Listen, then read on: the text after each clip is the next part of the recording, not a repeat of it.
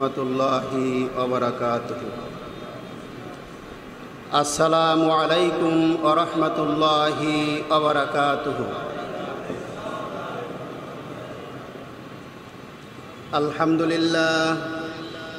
আলহামদুলিল্লাহ নাহমাদুহু ওয়া নাস্তাঈনুহু ওয়া নাস্তাগফিরুহু ওয়া নু'মিনু বিহি ওয়া নাতাওয়াক্কালু আলাইহি ونعوذ بالله من شرور أنفسنا ومن سيئات أعمالنا من يهده الله فلا مضل له ومن يضلله فلا هادي له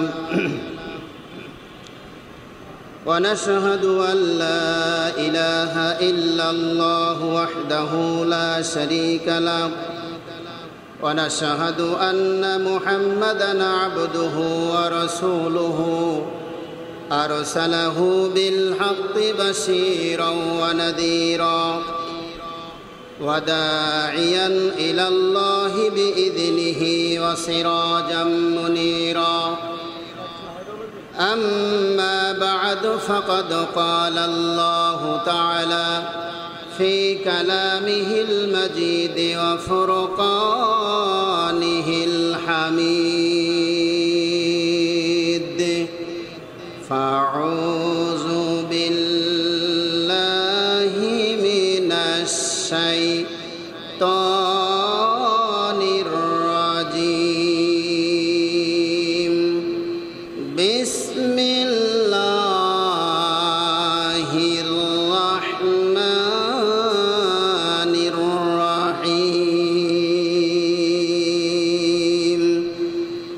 يا أيها النبي إنا أرسلناك شاهدا ومبشرا ونذيرا وداعيا إلى الله بإذنه وسراجا منيرا وبشر المؤمنين بأن لهم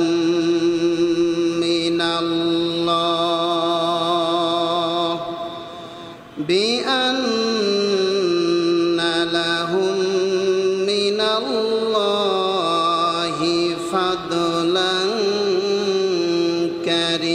كريما إن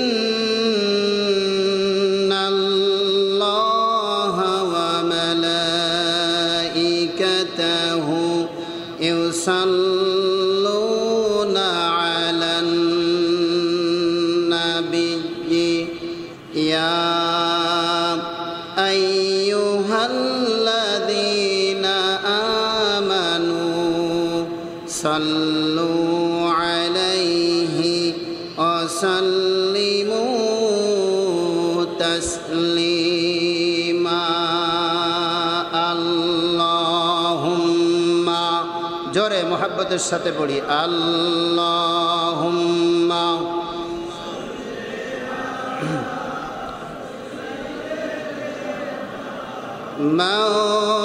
مولانا محمد وعلى آل سيدنا مولانا محمد আরশের নিচে সেজদায় পড়ে কাঁদবেন নবী জারে জার মাফ করে দাও মাবুদ মাওলা উম্মত আমার গুনাহগার আল্লাহুম্মা জোরে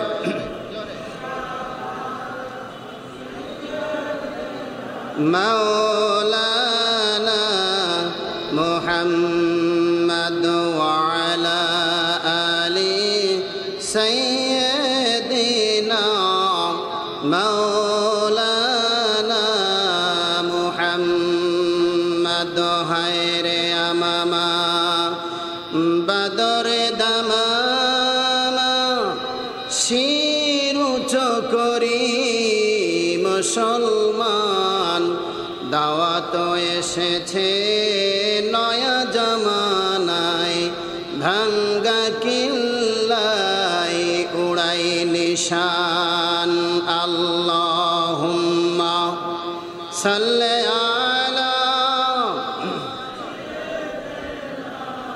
মাওলানা মুহাম্মদ ওয়া আলা আলি সাইয়্যিদিনা মাওলানা বিসমিল্লাহির রহমানির রহিম কুল ইন কুনতুম তুহিব্বুনাল্লাহা ফাত্তাবিউনি ইউহিব্বুকুমুল্লাহু ওয়া ইয়াগফির লাকুম যুনুবাকুম আল্লাহু গফুরুর রহিম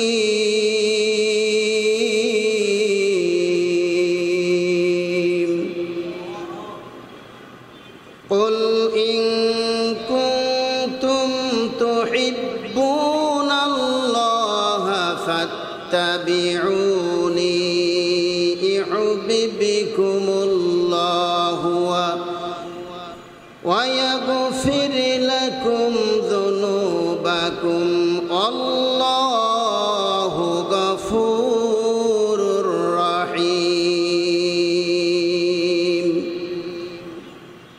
ফাইন তাওয়াল্লাউ ফাইন্নাল্লাহা লা ইউহিব্বুল কাফিরিন লা ইলাহা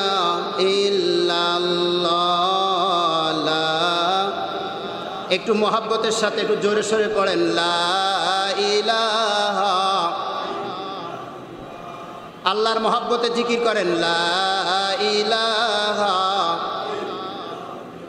আর জোরে লা ইলাহা লা ইলাহা লা ইলাহা ইল্লাল্লাহু মুহাম্মাদুর রাসূলুল্লাহ সুবহানাল্লাহ আলহামদুলিল্লাহ জোরে সুবহানাল্লাহ লা ইলাহা ইল্লাল্লাহ লা ইলাহা লা ইলাহা ইল্লাল্লাহু মুহাম্মাদুর রাসূলুল্লাহ সাল্লাল্লাহু আলাইহি ওয়াসাল্লাম। অধ্যকার আজকের এই সিরাতুন নবী সাল্লাল্লাহু আলাইহি ওয়াসাল্লামের আলোচনা মাহফিলের সম্মানিত সভাপতি পরিচালক, উপস্থিত এ এলাকার মুরব্বিয়ানে কেরাম, মুসল্লিয়ানে কেরাম, তরুণ যুবক ভাইরা, কচি কাঁচা মাসুম বাচ্চারা, পদ্মার আড়ালে অবস্থানরতা সম্মানিতা মা ও বোনেরা, সকলকে জানাই আরও আরেকবার আন্তরিক সালাম ও মুবারকবাদ। আসসালামু আলাইকুম ওয়া রাহমাতুল্লাহি ওয়া বারাকাতুহু।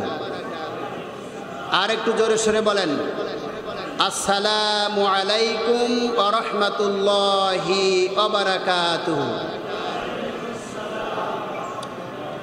আমরা সর্বাগ্রে আল্লাহ সুবহানাহু ওয়া তাআলার দরবারে লাখ কোটি তারিফ, সুজুদ ও প্রশংসা জ্ঞাপন করছি যে মহান রব্বুল আলামিন আমাদেরকে সুন্দর একটা শারীরিক একটা স্ট্রাকচার গঠন প্রণালী দিয়ে অবয়ব দিয়ে সৌন্দর্যমণ্ডিত বিকশিত করে এই সৃষ্টি নিকেতনের মধ্যে সৃষ্টিজীবের সর্বশ্রেষ্ঠ মাখলুক হিসাবে ঘোষণা দিয়েছেন সেই আসমানের মালিক, জমিনের মালিক, খানায় কাবার মালিক, আরশে আজিমের মালিক, লৌহ কলমের মালিক, লৌহ মাহফুজের মালিক আল্লাহ পাকের দরবারে হৃদয়ের সবটুকুন ভালোবাসা শ্রদ্ধা নিবেদন করে আল্লাহ রাব্বুল আলামিনের দরবারে আমরা কালিমাতুশ শুকর গুজার করি।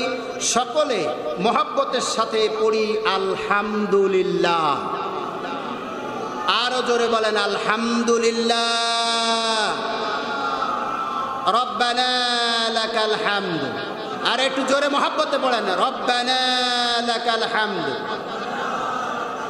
হামদান কাসীরান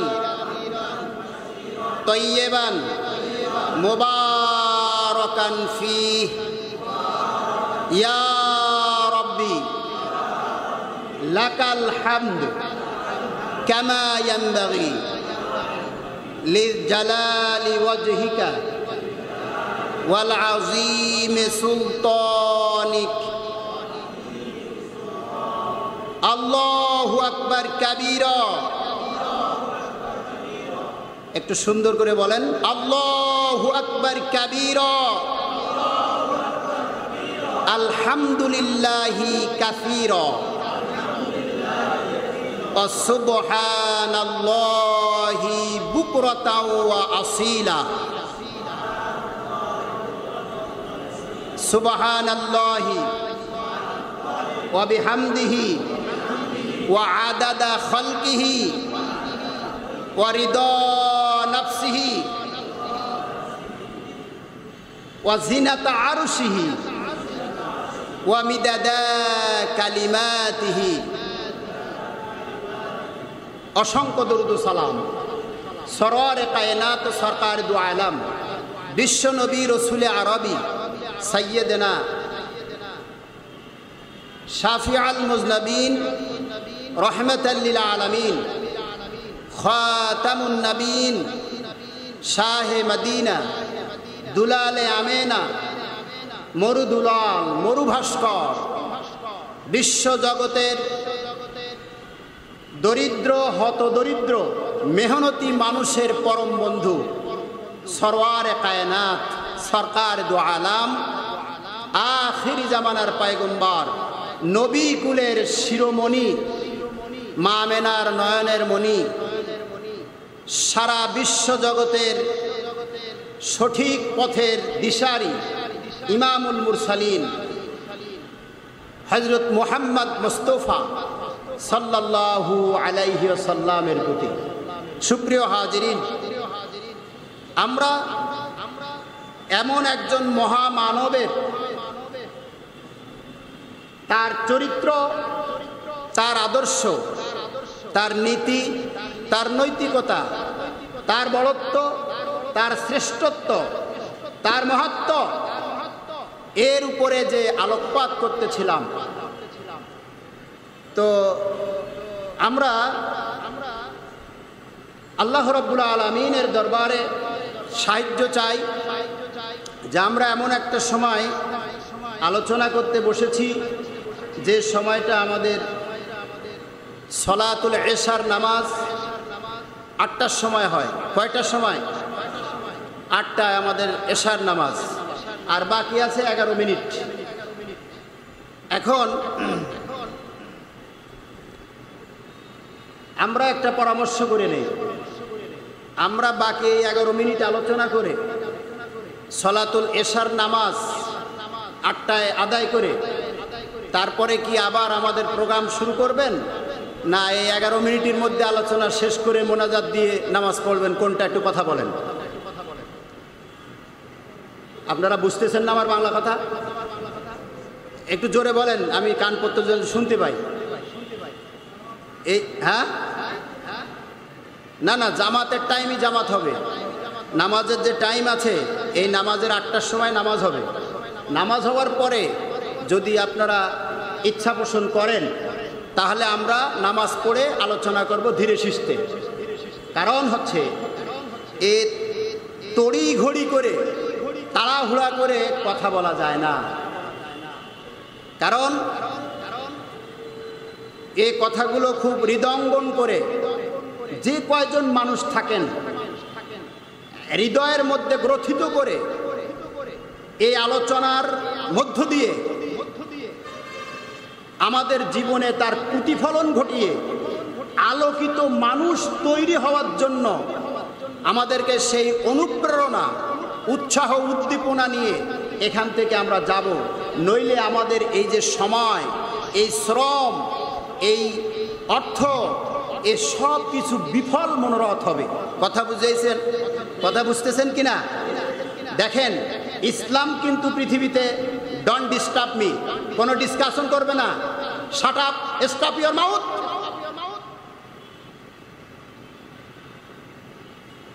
আপনারা আমার আলোচনা শোনেন নাই? মসজিদে আসেন না জুমায়?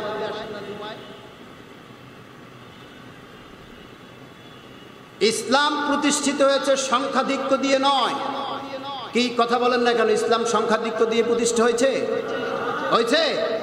তাহলে কি সংখ্যাধিক্য দিয়ে যদি ইসলাম প্রতিষ্ঠিত হতো তাহলে আরব বসন্তের, আরব ভূখণ্ডের সবচেয়ে শ্রেষ্ঠ আবু জেহেলের রাষ্ট্রীয় যন্ত্র ব্যবহার করে, রাষ্ট্রীয় শক্তি ব্যবহার করে, সামরিক বাহিনী ব্যবহার করেছে, সশস্ত্র ক্যাডার ব্যবহার করেছে, ট্রেনিং প্রশিক্ষণ প্রাপ্ত সশস্ত্র বাহিনীর বিরুদ্ধে বদরের প্রান্তরে ৩১৩ জনকে আল্লাহ তাআলা গোটা পৃথিবীর মানচিত্রে বিজয়ের বিপ্লব পতাকা উড্ডীন করে দিয়ে সারা পৃথিবীর ইসলামকে বিজয়ের একটা মাইল ফলক সৃষ্টি করেছেন। ৩১৩ জন মধ্যে মুজাহিদ সাহাবায়ে কেরামদের মধ্য দিয়ে, মুসলমানদের মধ্য দিয়ে পৃথিবীর বুকে এই উজ্জ্বল দৃষ্টান্ত স্থাপন করেছেন। সংখ্যা দিক দিয়ে কখনো ইসলাম গালে ভয় নাই, কখনো ইসলাম গালে ভয় নাই। ৩১৩ জন দিয়ে বিশ্বের মানচিত্রে ইসলামী বিপ্লব সাধন হয়েছে। এইটা মাইল ফলক করে দিয়েছেন, কিয়ামত পর্যন্ত উজ্জ্বল দৃষ্টান্ত স্থাপন করেছেন আল্লাহ রাব্বুল আলামিন। আপনি মনে করছেন যে আমরা কম সংখ্যক লোক, এই জন্য আপনারা এই মাহফিলটাকে আপনারা হেলকানি করছেন, ইনসাল্ট করছেন। কোনো ডিস্টার্ব করবেন না। যথাযথ টাইমে আমরা এশার নামাজ পড়ব। নামাজের পরে যার নসিবে হয় আল্লাহর খোলা কোরআন এবং রসুলের চরিত্র শোনার মতো, রসুলের চরিত্র শুনে নিজের জীবনকে আলোকিত করা, আলোকিত মানুষ তৈরি করা। একটা আলোকিত মানুষ গোটা বিশ্ব জগৎকে টলাই দিতে পারে একজন দিয়ে। আমার হাজার হাজার মানুষ প্রয়োজন নাই, আমার একটি আলোকিত মানুষ চাই। সেই আলোকিত মানুষের ছোঁয়া পেয়ে নিভুবাতি প্রজ্বলিত হবে, দীপ্যমান হবে, আলোকময় হবে। সুতরাং আমার লাখো মানুষের প্রয়োজন নাই। হযরত ইসমাইল রহমতুল্লাহ আলাইহি পাক ভারত উপমহাদেশের শ্রেষ্ঠ আলেমদের তালিকায় তিনি একজন ছিলেন। তিনি ব্রিটিশের আমলে 50,000 মানুষ সামনে নিয়ে 1 ঘন্টা বয়ান করেছেন। কয় ঘন্টা? আরো জোরে বলেন, কয় ঘন্টা? 1 ঘন্টা বয়ান করেছেন। কত মানুষের সামনে? 50,000 মানুষ। ব্রিটিশের আমলে 50,000 মানুষ এক জায়গায় হওয়া ব্রিটিশের আমলে সহজ কথা ছিল না। অনেক বড় আলেম, তিনি শাহাদাতের পিয়ালা পান করেছেন, জীবন উৎসর্গ করে দিয়েছেন। ইসমাইল রহমাতুল্লাহ আলাইহি এই মহাদেশের একজন শ্রেষ্ঠ আলেম ছিলেন। যতগুলো শ্রেষ্ঠ আলেমের তালিকা তার মধ্যে তিনিও ছিলেন। 50,000 মানুষের সামনে 1 ঘন্টা বয়ান করার পর তিনি বিশ্রামে চলে আসছেন, মেহমানদারি করাইছেন। মেহমানদারি করানোর শেষ হওয়ার পরে বিদায় বেলায় চলে যাচ্ছেন, সিঁড়ি দিয়ে নামতেছেন। এমন সময় একজন ব্যক্তি, আল্লাহর এক বান্দা, দূর থেকে হাফাইতে হাফাইতে ইসমাইল রহমাতুল্লাহ আলাইহির সামনে দেখা। উনিও সিঁড়ি দিয়ে নামতেছেন আর উনিও উঠতেছেন। সুবহানাল্লাহ। বললেন, হুজুর, আমি 8 মাইল পথ পদব্রজে আপনার মাহফিল শোনার জন্য রওনা দিয়েছি। কত মাইল পথ? 8 মাইল পথ। কিন্তু দুর্ভাগ্য যে আপনার এই বয়ান আমি শুনতে পারলাম না। যতগুলো বয়ান হয় আপনার, আমি পদব্রজে সেখানে চলে যাই, কিন্তু আজকে আপনার বয়ান হলো না। কি হলো না? নসিবে হলো না। ইসমাইল রহমাতুল্লাহ আলাইহি সিঁড়ির উপরে বসে গেলেন। দেখেন ইয়াকিন কেমন, তাদের নিয়ত খুলুসিয়া, ইখলাস কেমন, ইখলাস, একনিষ্ঠতা, একগ্রচিত্ত কেমন।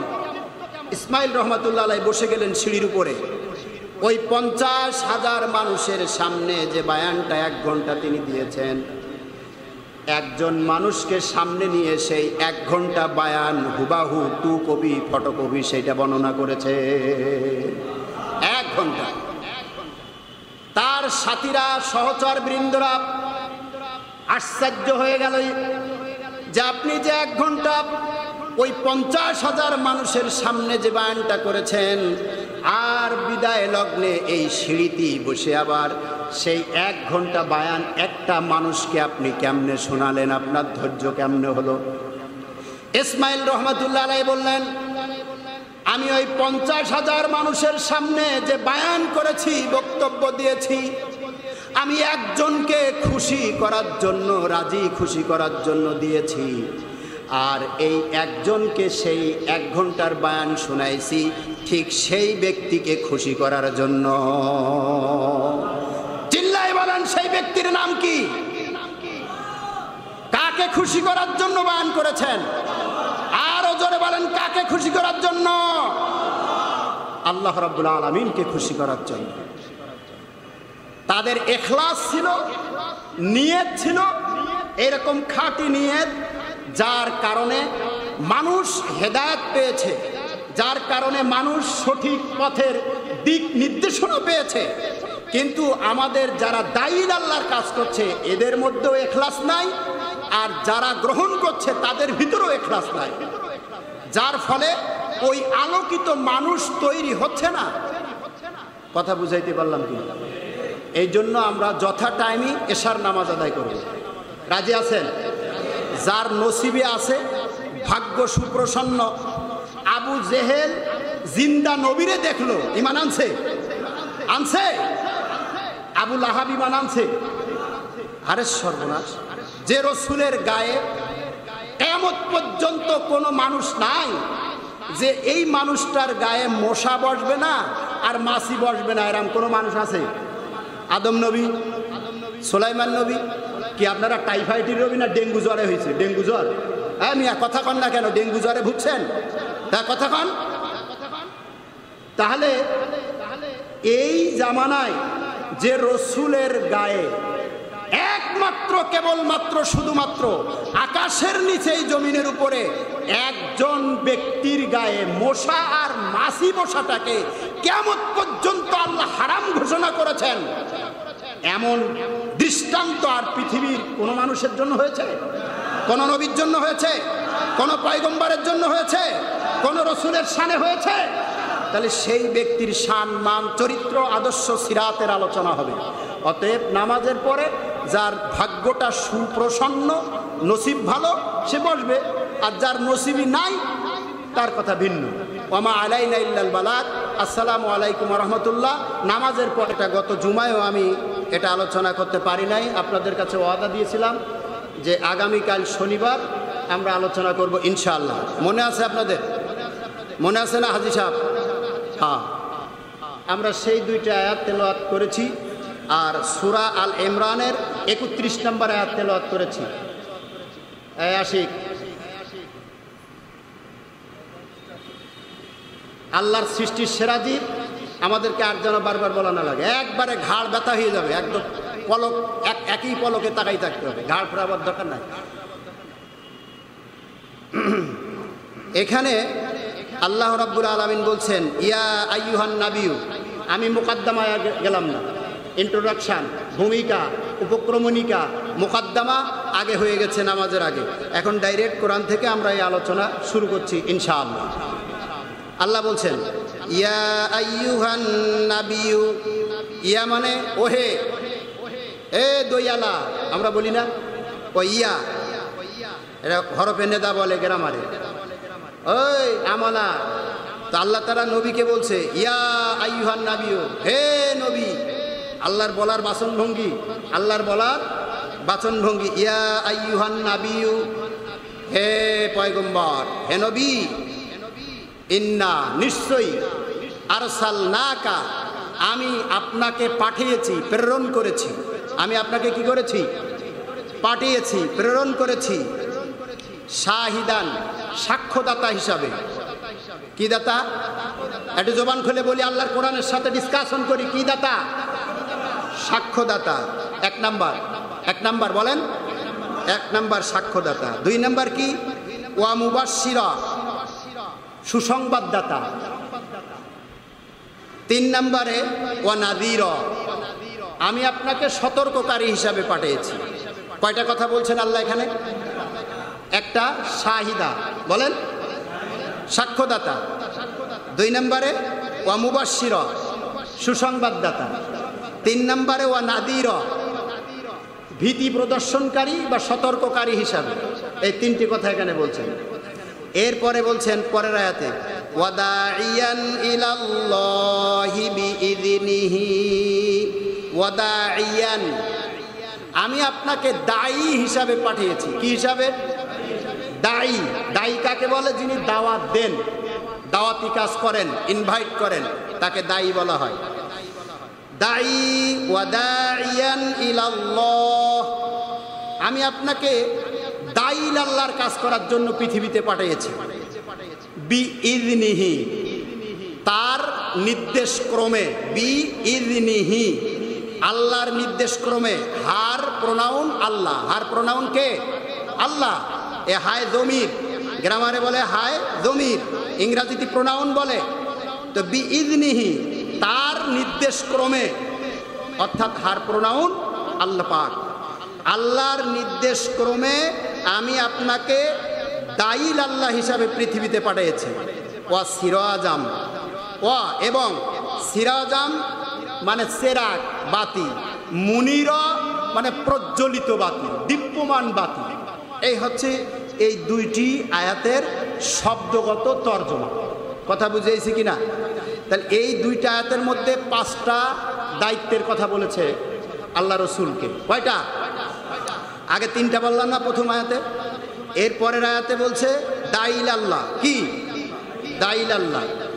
আর ওয়া সিরাজাম মুনিরা, আপনি জ্বলন্ত প্রদীপ, প্রজ্বলিত দীপ্যমান বাতি। এই 5টা কথা এই কোরআনে এই 2 আয়াতের মধ্যে রসুলকে বলেছেন। কে বলেছেন? আল্লাহ। প্রথম কথা বলছেন যে শাহিদান। প্রথম কথা কি? শাহিদান, যে আমি আপনাকে সাক্ষ্যদাতা হিসেবে পাঠিয়েছি। আচ্ছা বলুন তো, রসুল তো শেষে আসছেন না, তাহলে ওনাকে সাক্ষীদাতা, সাক্ষী কে দেয়? যে সচক্ষে অবলোকন করে, দেখে। ঠিক কিনা?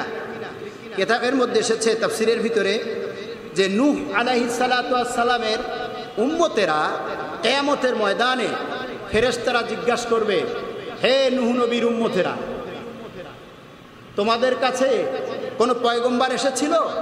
কোনো বার্তাবাহক এসেছিল?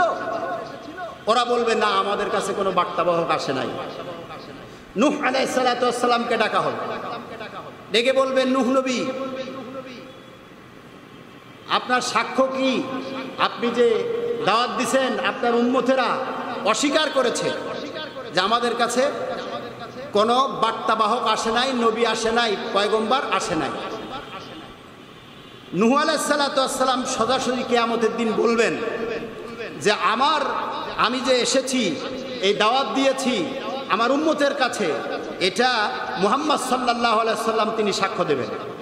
আচ্ছা বলুন, যে নূহ আলাইহিস সালাতু ওয়াস সালাম এসেছেন আরও কয়েক হাজার বছর আগে নবী মুহাম্মদ সাল্লাল্লাহু আলাইহি সাল্লাম, কিন্তু তিনি তো ওই নূহ নবীর উম্মতকে দেখেন নাই। কিন্তু নূহ আলাইহিস সালাম কিয়ামতের ময়দানে বলবেন যে মুহাম্মদ সাল্লাল্লাহু আলাইহি সাল্লাম সাক্ষ্য দিবে। তাহলে সাক্ষ্যটা কেমনে দেবে? যদি স্বচক্ষে না দেখা হয় তা সাক্ষী দেওয়া যায়? আর সে সাক্ষী গ্রহণযোগ্য হয়? হয় না। হাদিস শরীফের ভিতরে বলা হয়েছে, আল্লাহ রসুলকে সোমবারের দিন আর বৃহস্পতিবারের দিন প্রতি সপ্তাহে আদম নবী থেকে যত নবী এসেছে কিয়ামত পর্যন্ত যত উম্মত আসবে মুহাম্মদ সাল্লাল্লাহু আলাইহি সাল্লামের উম্মতগণ সহ সমস্ত নবীদের উম্মতদেরকে সোমবার আর বৃহস্পতিবারের দিন তাদের চেহারাগুলোকে আল্লাহ রসুলের সামনে দেখানো হয়। জিন্দা নবী, আমাদের রসুল কি জিন্দা নবী, তাকে দেখানো হয়। এই জন্য কিয়ামতের ময়দানে আল্লাহ রসুলকে সাক্ষ্যদাতা হিসাবে নূহ আলাইহিস সালাতু ওয়াস সালাম আল্লাহ রসুলকে বলবেন যে মুহাম্মদ সাল্লাল্লাহু আলাইহি সাল্লাম আমার সাক্ষীদাতা। সুবহানাল্লাহ। সুতরাং আমাদেরও সাক্ষীদাতা মুহাম্মদ রাসূলুল্লাহ সাল্লাল্লাহু আলাইহি সাল্লাম। বৃহস্পতিবার আর সোমবার সব উম্মতে মুহাম্মাদীদের চেহারাকে তার সামনে হাজির করা হয় এবং আদম নবী থেকে ঈসা রুহুল্লাহ পর্যন্ত যত পয়গম্বর আসছেন সবার উম্মতদেরকে তাকে দেখানো হয়। এই জন্য নূহ আলাইহিস সালাতু ওয়াস সালাম তাকে সাক্ষ্যদাতা হিসেবে হাসরের ময়দানে তাকে মানবেন, উনি সাক্ষ্য দেবেন। আর আমাদের ব্যাপারেও সাক্ষ্য দিবেন। কথা বুঝাইছি কিনা? রসুল কিয়ামতের দিন হচ্ছেন শাফাআতের কান্ডারি। কি হবেন? শাফাআতের কান্ডারি। রসুল যদি আমাদেরকে উম্মত হিসাবে পরিগণিত না করেন, যদি সার্টিফাই না দেন আর শাফাআত না করেন, আমরা কেউ পার পেয়ে যাব না, পরিত্রাণ পাবো না, নাজাত পাবো না। শাফিয়াল মুজনাবিন তিনি। জাবালে রহমত এই পাহাড়ের পাদদেশে প্রায় 9 মাইল সার্কের আকারে আরাফাতের ময়দান। হাসরের ময়দানে আল্লাহ পাক এরম কুরসিতে সমাসীন হবেন, একটা কুরসিতে। ওখানে তিনি আহকামুল হাকিমিন বিচারের আসনে সমাসীন হবেন। আর ওকলাতি করবেন একমাত্র মুহাম্মদ রাসূলুল্লাহ সাল্লাল্লাহু আলাইহি সাল্লাম। আর কেউ সাহস পাবে না। ওয়ালা তামলিকু, কেউ কথা বলতে সাহস পাবে না। নাফসান, কোন ব্যক্তি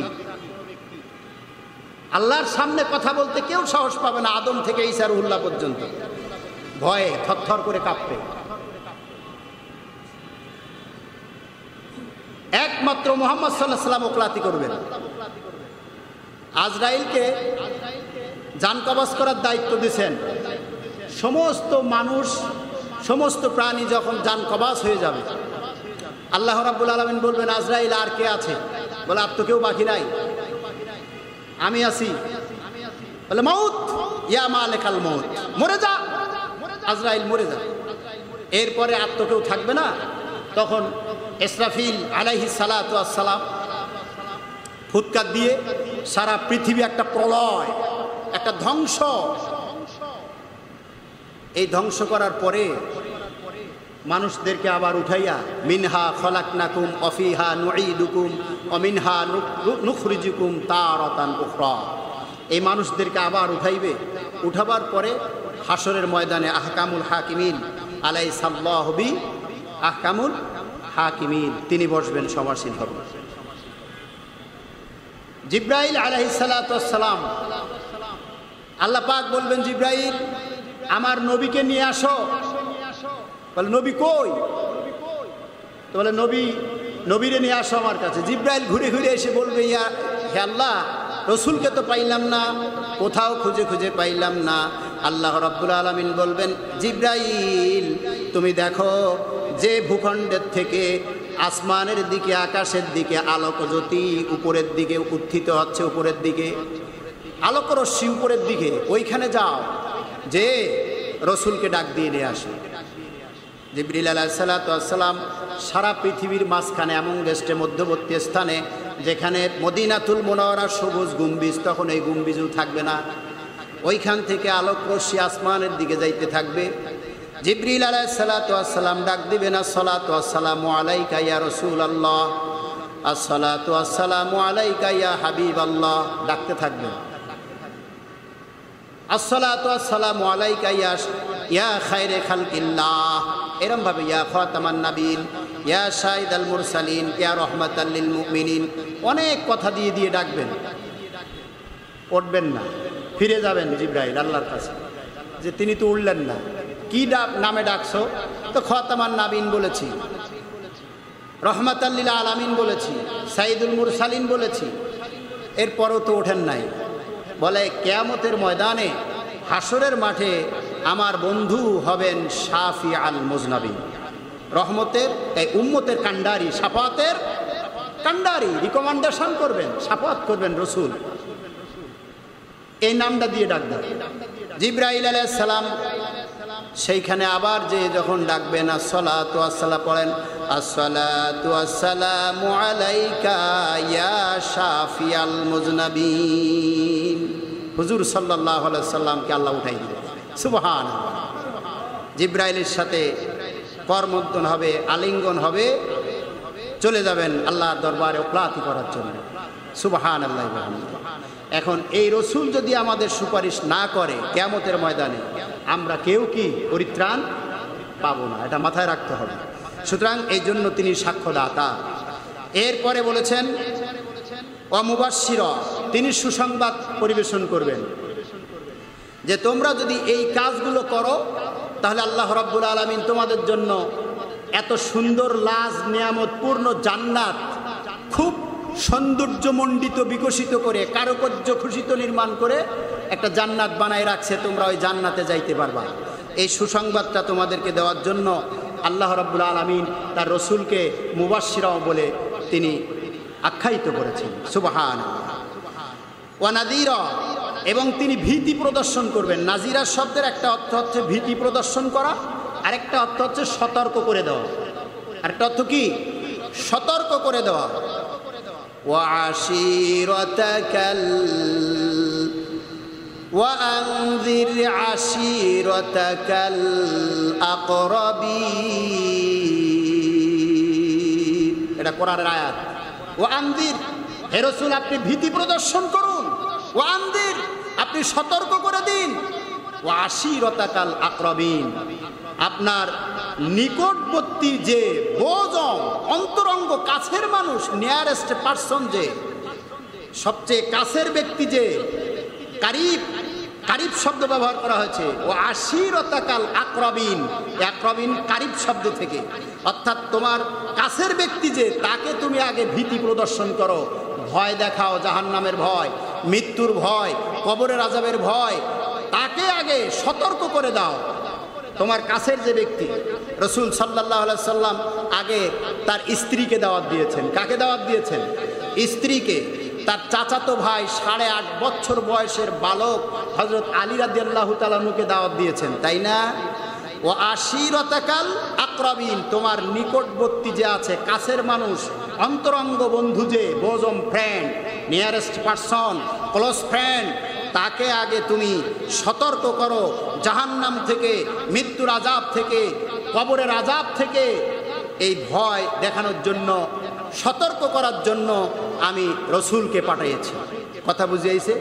জাহান্নামের ভয়, মৌতের ভয়, কবরের আযাবের ভয়, হাসরের ময়দানের শাস্তির ভয়, এই সকল ভয় ভীতি প্রদর্শন করার জন্য আল্লাহ পাক রসুলকে পাঠাই দিয়েছেন, সতর্ক করার জন্য গোটা বিশ্ব মানব মণ্ডলীকে সতর্ক করে দেন।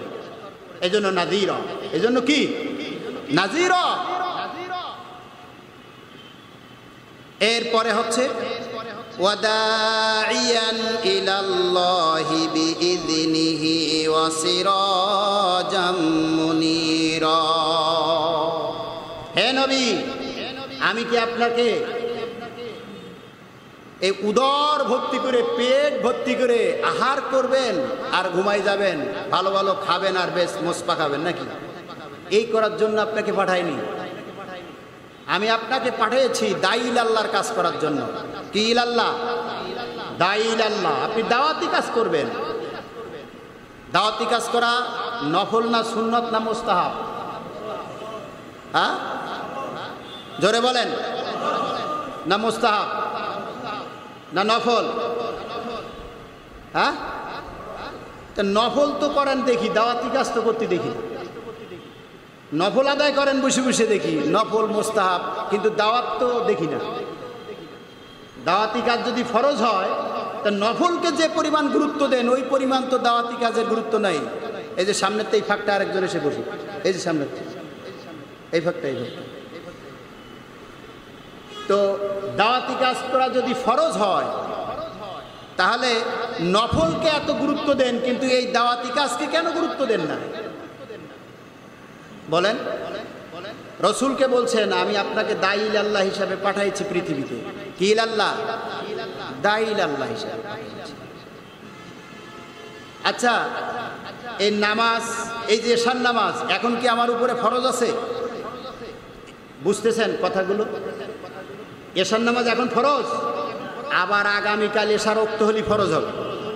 এ রোজা এখন ফরজ, আগামী বছর রোজার মাস আসলি রোজা ফরজ হবে, ঠিক না? জাকাত, নেশাব পরিমাণ মাল 1 বছর বর্ধিত হওয়ার পরে ফরজ হয় না প্রত্যেক দিন ফরজ হয়? হজ নির্দিষ্ট সময় ছাড়া ফরজ হয় না এখন ফরজ আছে? হজের মৌসুমি ছাড়া হজ করা যাবে? যাবে না। তাহলে ফরজের ক্লাসিফিকেশন আছে। ওক্তীয় ফরজ একটা, কি ওক্তীয় ফরজ? ওক্ত মানে সময়, ওক্ত মানে কি? এই না 13 ফরজ, নামাজের 13 ফরজের 1 ফরজ না? ওক্ত মতো নামাজ পড়া, বলেন ওক্ত মতো নামাজ পড়া ফরজ নাকি? না এখন মাগরিবের নামাজ পড়বে, ফজরের নামাজ হবে এখন।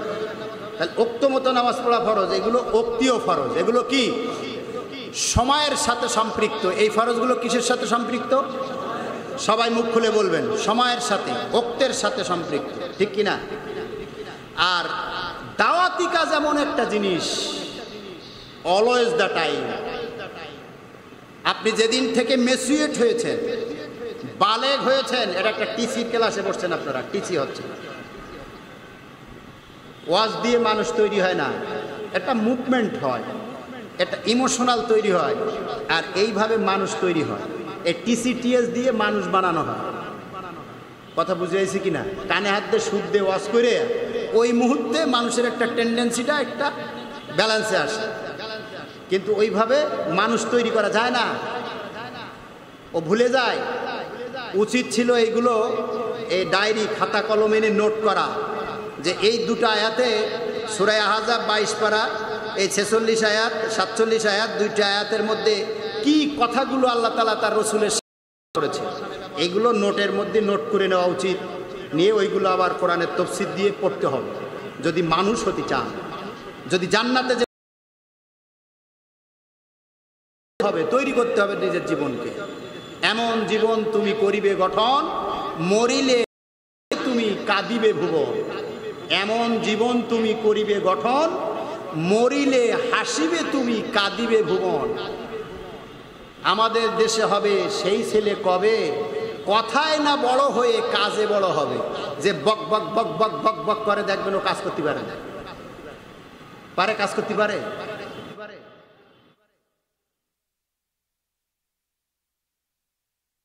এজন্য বক বক কমাই দেবেন, কাজ বেশি করবে। কথা বুঝেছে কিনা? যে কুকুর বেশি ঘেউ ঘেউ ঘেউ ঘেউ করে, ও কুকুর কামড়ায় না। যে কুকুর এরকম গাম্ভীর্যতার সাথে থাকে, ও কিন্তু যে কামড় দেয়। কথা বুঝেছে কিনা? এই জন্য বক বক বক বক করবেন না। এই পয়েন্ট পয়েন্ট করে করে কোরআন বুঝবেন, তাহলে আপনি জান্নাতে যেতে পারবেন। কথা বুঝেছে কিনা? এই আঞ্জুম গেল কই? আঞ্জুম। সুতরাং সবগুলো আমার ডায়ালের মধ্যে আছে, নজরে। একজনও নড়চড় করলে আমি টের পাই। 1000 লোক, 50,000 লোকের সামনে কথা বলেছি, তারপরও ওই 50,000 লোক আমার চোখের সামনে থাকে। এই জন্য এই কাজ দাওয়াতি কাজ, এটা অলওয়েজ দ্য টাইম। যেদিন থেকে আপনি বালেগ হয়েছেন, মেচুইট হয়েছেন, সাবালক হয়েছেন, সেই সময় থেকে, ওই দিন না, ওই সময় থেকে যতদিন পর্যন্ত সেন্স থাকবে, আকল থাকবে, যেদিন আপনি বেহুশ হয়ে যাবেন, অজ্ঞান হয়ে গেছেন, আর জ্ঞান ফিরতেছে না, অথবা মৃত্যুবরণ করেছেন, এর আগ পর্যন্ত এই দাঈল আল্লাহর কাজ করা ফরজ। দাঈল আল্লাহর কাজ করা ফরজ। দাঈল আল্লাহর কাজ করা কি? কখন থেকে কখন পর্যন্ত? সবাই জবান খুলে বলেন তো। বালেগ হওয়ার পর থেকে মৃত্যুর আগ পর্যন্ত, অথবা সেন্স নাই, জ্ঞান নাই, সেন্সলেস, অজ্ঞান, বেহুশ হয়ে গেছে, ওই সময় আর দাওয়াতি কাজ ফরজ না। কথা বুঝেছে? এর ব্যতি রেখে অলওয়েজ দ্য টাইম এই দাওয়াতি কাজ করা হচ্ছে ফরজ।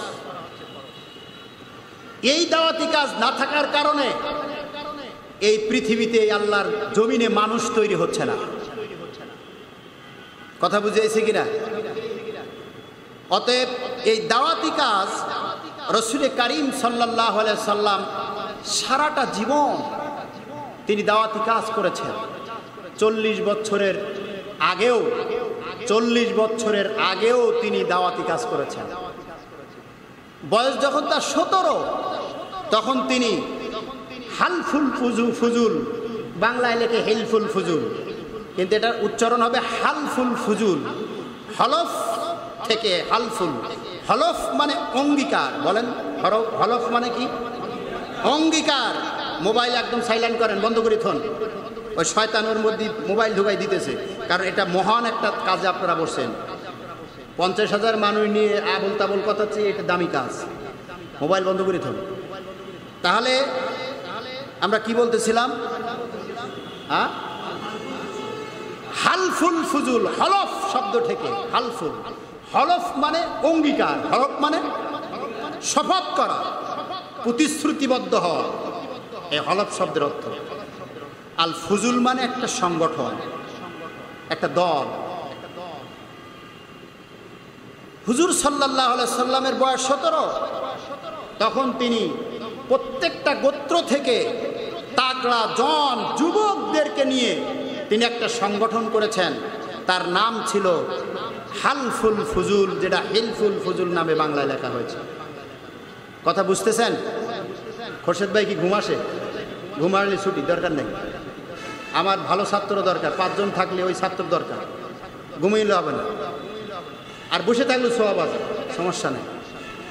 তো কি হলফ করলো, কি শপথটা করলো তাদেরকে নিয়ে, কি অঙ্গীকার নিল তাদেরকে নিয়ে? সে শপথটা ছিল যে অন্যায় আমরা করব না। বলেন, অন্যায় আমরা করব না, আর কোনো অন্যায় এই সমাজে প্রতিষ্ঠিত হতে দেব না। একটা অঙ্গীকার করব, নিজেরা অন্যায় আর এই সমাজে অন্যায় প্রতিষ্ঠিত হতে। নবীর বয়স কত? আর আমার 17 বছর বয়সে বিড়ি টান, আড্ডা দেয়। আর বাপ মা বলে কি, পোলাভান কি করব, কই থাকে কই যায়, গাধা কথাকার। 17 বছর বয়সে ইখতিয়ার উদ্দিন মোহাম্মদ বখতিয়ার খলজি 17 বার ভারত আক্রমণ করেছে। কয় বছর বয়সে? নাম কি তার? সবাই বলেন। ইখতিয়ার উদ্দিন মোহাম্মদ বখতিয়ার খলজি 17 বছর বয়সে 17 বার ভারত আক্রমণ করেছে। মুহাম্মদ বিন কাসেম সিন্ধু বিজয় করেছে 17 বছর বয়সে। তারেক বিন জিয়াদ স্পেন বিজয় করেছে 17 বছর বয়সে। কি কর? আর 17 বছর বয়সে গাঁজা টানে, বিড়ি টানে, আড্ডা দেয়, ফাজলামি করে, এর কি মারে? হায় রে কপাল পোড়া মুসলমান। ওয়াদাইয়ান ইলাল্লাহি বিইذনিহি ওয়া সিরাজাম মুনিরা। 17 বছর বয়সে মুহাম্মদ রাসূলুল্লাহ নবুয়ত প্রাপ্ত হন, তখনও তিনি সংগঠন তৈরি করেছেন। কি তৈরি করেছেন?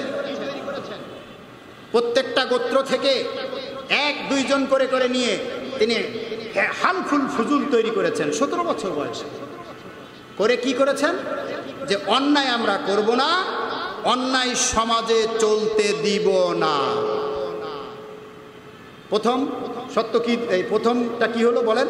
অন্যায় আমরা, সবাই বলেন, অন্যায় আমরা, এটা মাথা গুঁজে ঝোলে কেরা, পিছনে ওইটা, এইটা প্রথম। 2 নম্বরে কি? যারা মজলুম, অত্যাচারিত হয়, যাদের উপরে অত্যাচার করা হয়, এই মজলুমদের সাহায্য করব আমরা। আর মজলুমদের উপরে যারা অত্যাচারের স্টিম রুলার চালায় তাদের বলে জালেম। তাদের কি বলে? ওই জালেমের বিপক্ষে আমরা অবস্থান নিব।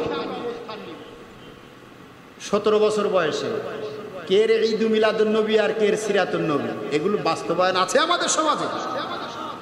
ওই ব্যানারে একটা দিয়ে গরু জবাই করে খাইয়া ইয়া নবী সালাম আলাইকা বলে জিলাপি টিলাপি এই সেই ভক্কর চক্কর, কিন্তু আসলে রসুলের সিরাত ক্যারেক্টার ক্যারেক্টার, আদর্শ, চরিত্র, এগুলো নিয়ে ডিসকাশনের মধ্য দিয়ে আমাদের জীবনের প্রতিফলন ঘটানোর কোনো ট্রেনিং, তরবিয়াত, প্রশিক্ষণ, দাওয়াত আমাদের নাই।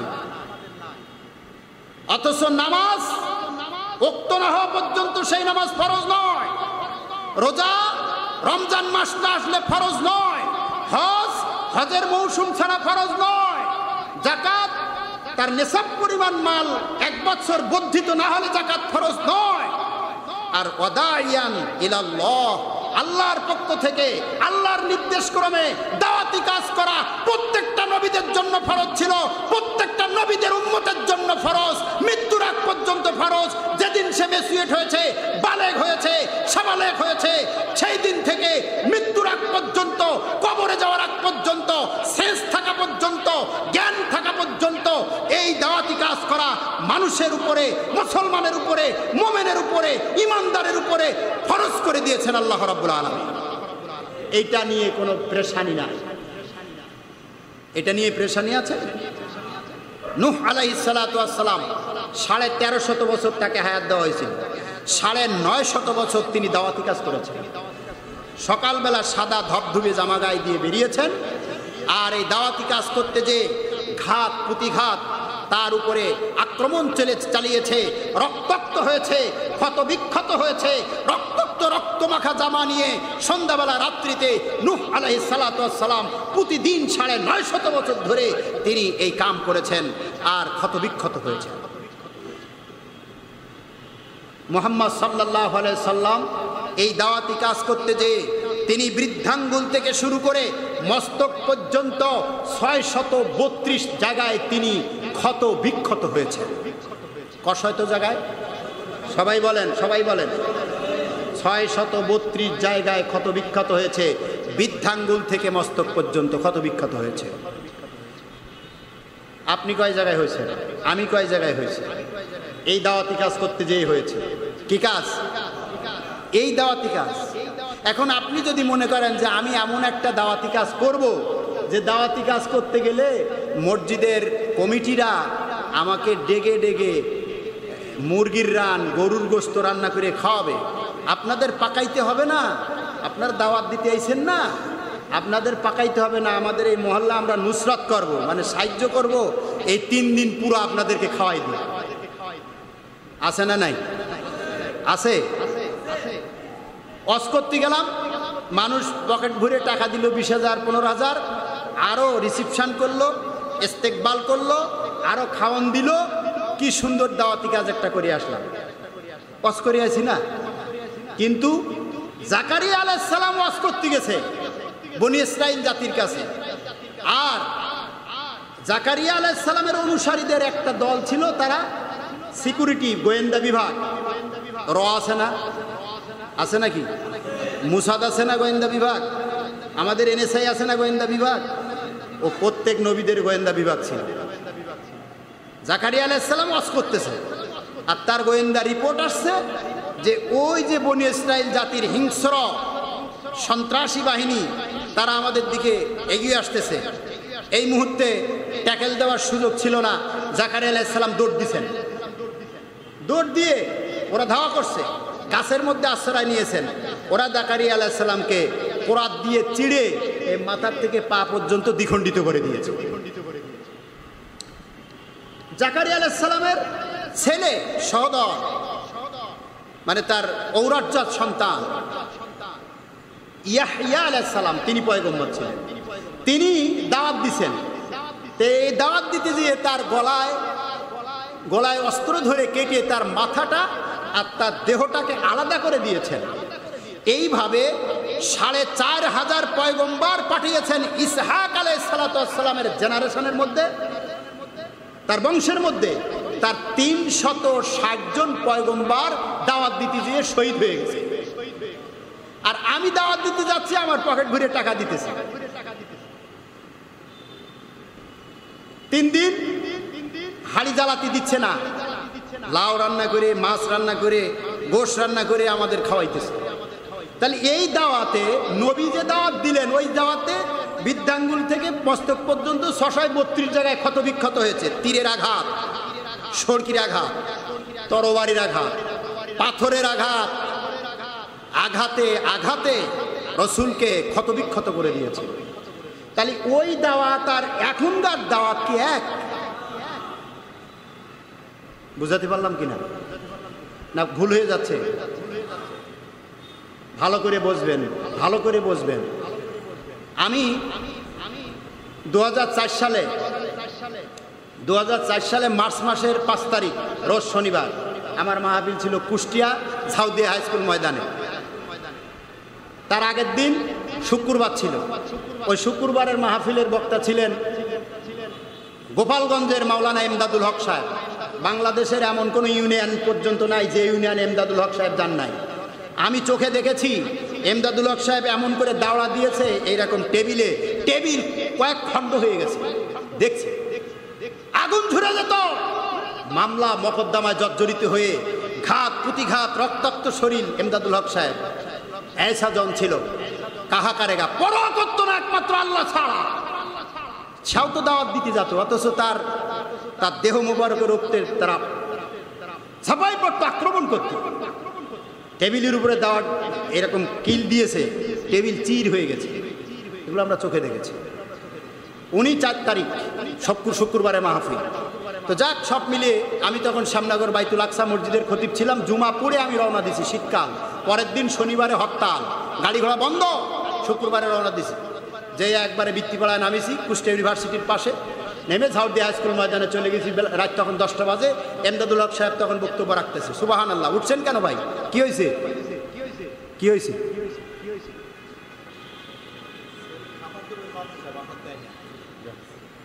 ঠিক আছে, ছুটি নিয়েছে।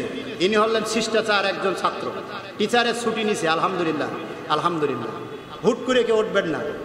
আমি এখন টিচার, মোয়াল্লেম, আপনারা স্টুডেন্ট। আমার চেয়ে অনেক জ্ঞানী থাক, অনেক আমলকারী থাকেন, সমস্যা নেই। তো ভাইরা আমার, তো পরের দিন আমি মাহফিল করলাম। আমার কাছে একটা চিরেট লেখা দিয়েছে, একটা চিঠি। 70টা হচ্ছে মাইক দিছে, আর 50 ফুট উঁচু করে একটা গেট দিছে, আর 8টা গেট পদ্মায়, টিভির পদ্মা, মহিলারা প্যান্ডেল করা এরকম করতেছে। তারা মাহফিল শুনতেছে প্যান্ডেলের মধ্যে। বড় মাহফিল, 50,000 মানুষ ওই মাঠে। কুষ্টিয়া বিশ্ববিদ্যালয়ের ডিনগুলো বসে আছে, ওখানে একটা স্টেজ করা থাকে, এখনও সে স্টেজ আছে, পাকা স্টেজ করা। শনিবারে আমার বক্তব্য ছিল, আমি বক্তব্য দিতেছি। প্রায় 50,000 মানুষ ওই মাহফিল। তো একজন চিরেট দিল। আমি সূরা বানী ইসরাইল 15 পারা প্রথম আয়াত সুবহানাল্লাযী আসরা, ওই আয়াত থেকে আমি আলোচনা ব্যাখ্যা করতেছি। 1.5 ঘন্টা পরে 2 ঘন্টা আলোচনা করলাম। একজন আমার কাছে চিরেট দিল যে বাংলাদেশে বহু দল আছে দাওয়াত দেয়।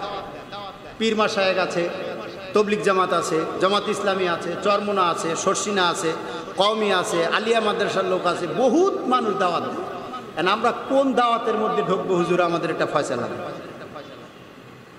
তাহলে আমার বিপদে ফেলাইছে না? তা আমি, আল্লাহ আমার মাথায় আসলো, আমি বললাম যে দাওয়াত দিতে যে মুহাম্মদ সাল্লাল্লাহু আলাইহি সাল্লামের 632 জায়গায় ক্ষত বিক্ষত হয়েছে, যে দাওয়াত দিতে যে শহীদ হয়েছে আম্বিয়ায়ে কেরাম, ওই দাওয়াত যারা দেবে পৃথিবীতে, ওই দাওয়াতটা হচ্ছে হকপন্থী দাওয়াত। আর যে দাওয়াতে মুরগির রান আসে, যে দাওয়াতে রক্ত ঝরে না, শহীদ হয় না, সেই তারা জেল জুলুম অত্যাচারের শিকার হয় না, ওই দাওয়াতটা সহি দাওয়াত নয়। বুঝাইতে পারলাম কিনা? দাওয়াতটা বুঝাইছে কিনা? ওই দাওয়াত।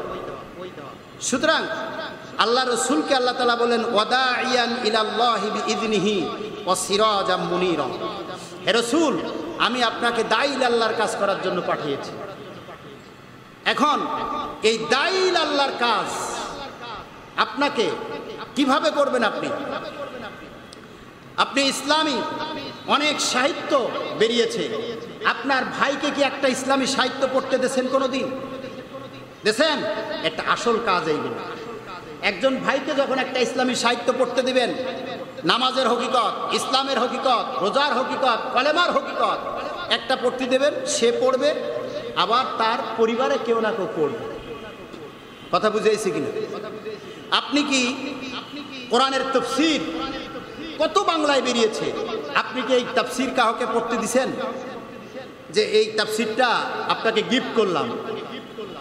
বা প্রত্যেকের বাড়ি আমরা মুসলমান, আমার ঘরে কি কোরআনের তাফসির আছে কিনা? কেউ বলে আমার ঘরে অনুবাদ আছে, কোরআনের অনুবাদ। আচ্ছা, অনুবাদ পড়ে কেউ কোরআন বুঝতে পারে? অনুবাদ পড়ে কোরআন বুঝতে পারে? কোরআনের তাফসির ছাড়া কোরআন বোঝা যায় না।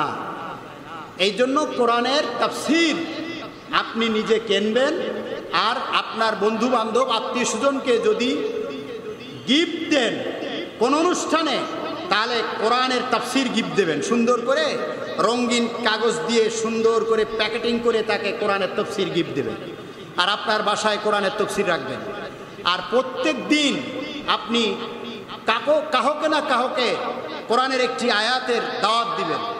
আর পথে ঘাটে দিবেন না, রাস্তাঘাটে দিবেন না।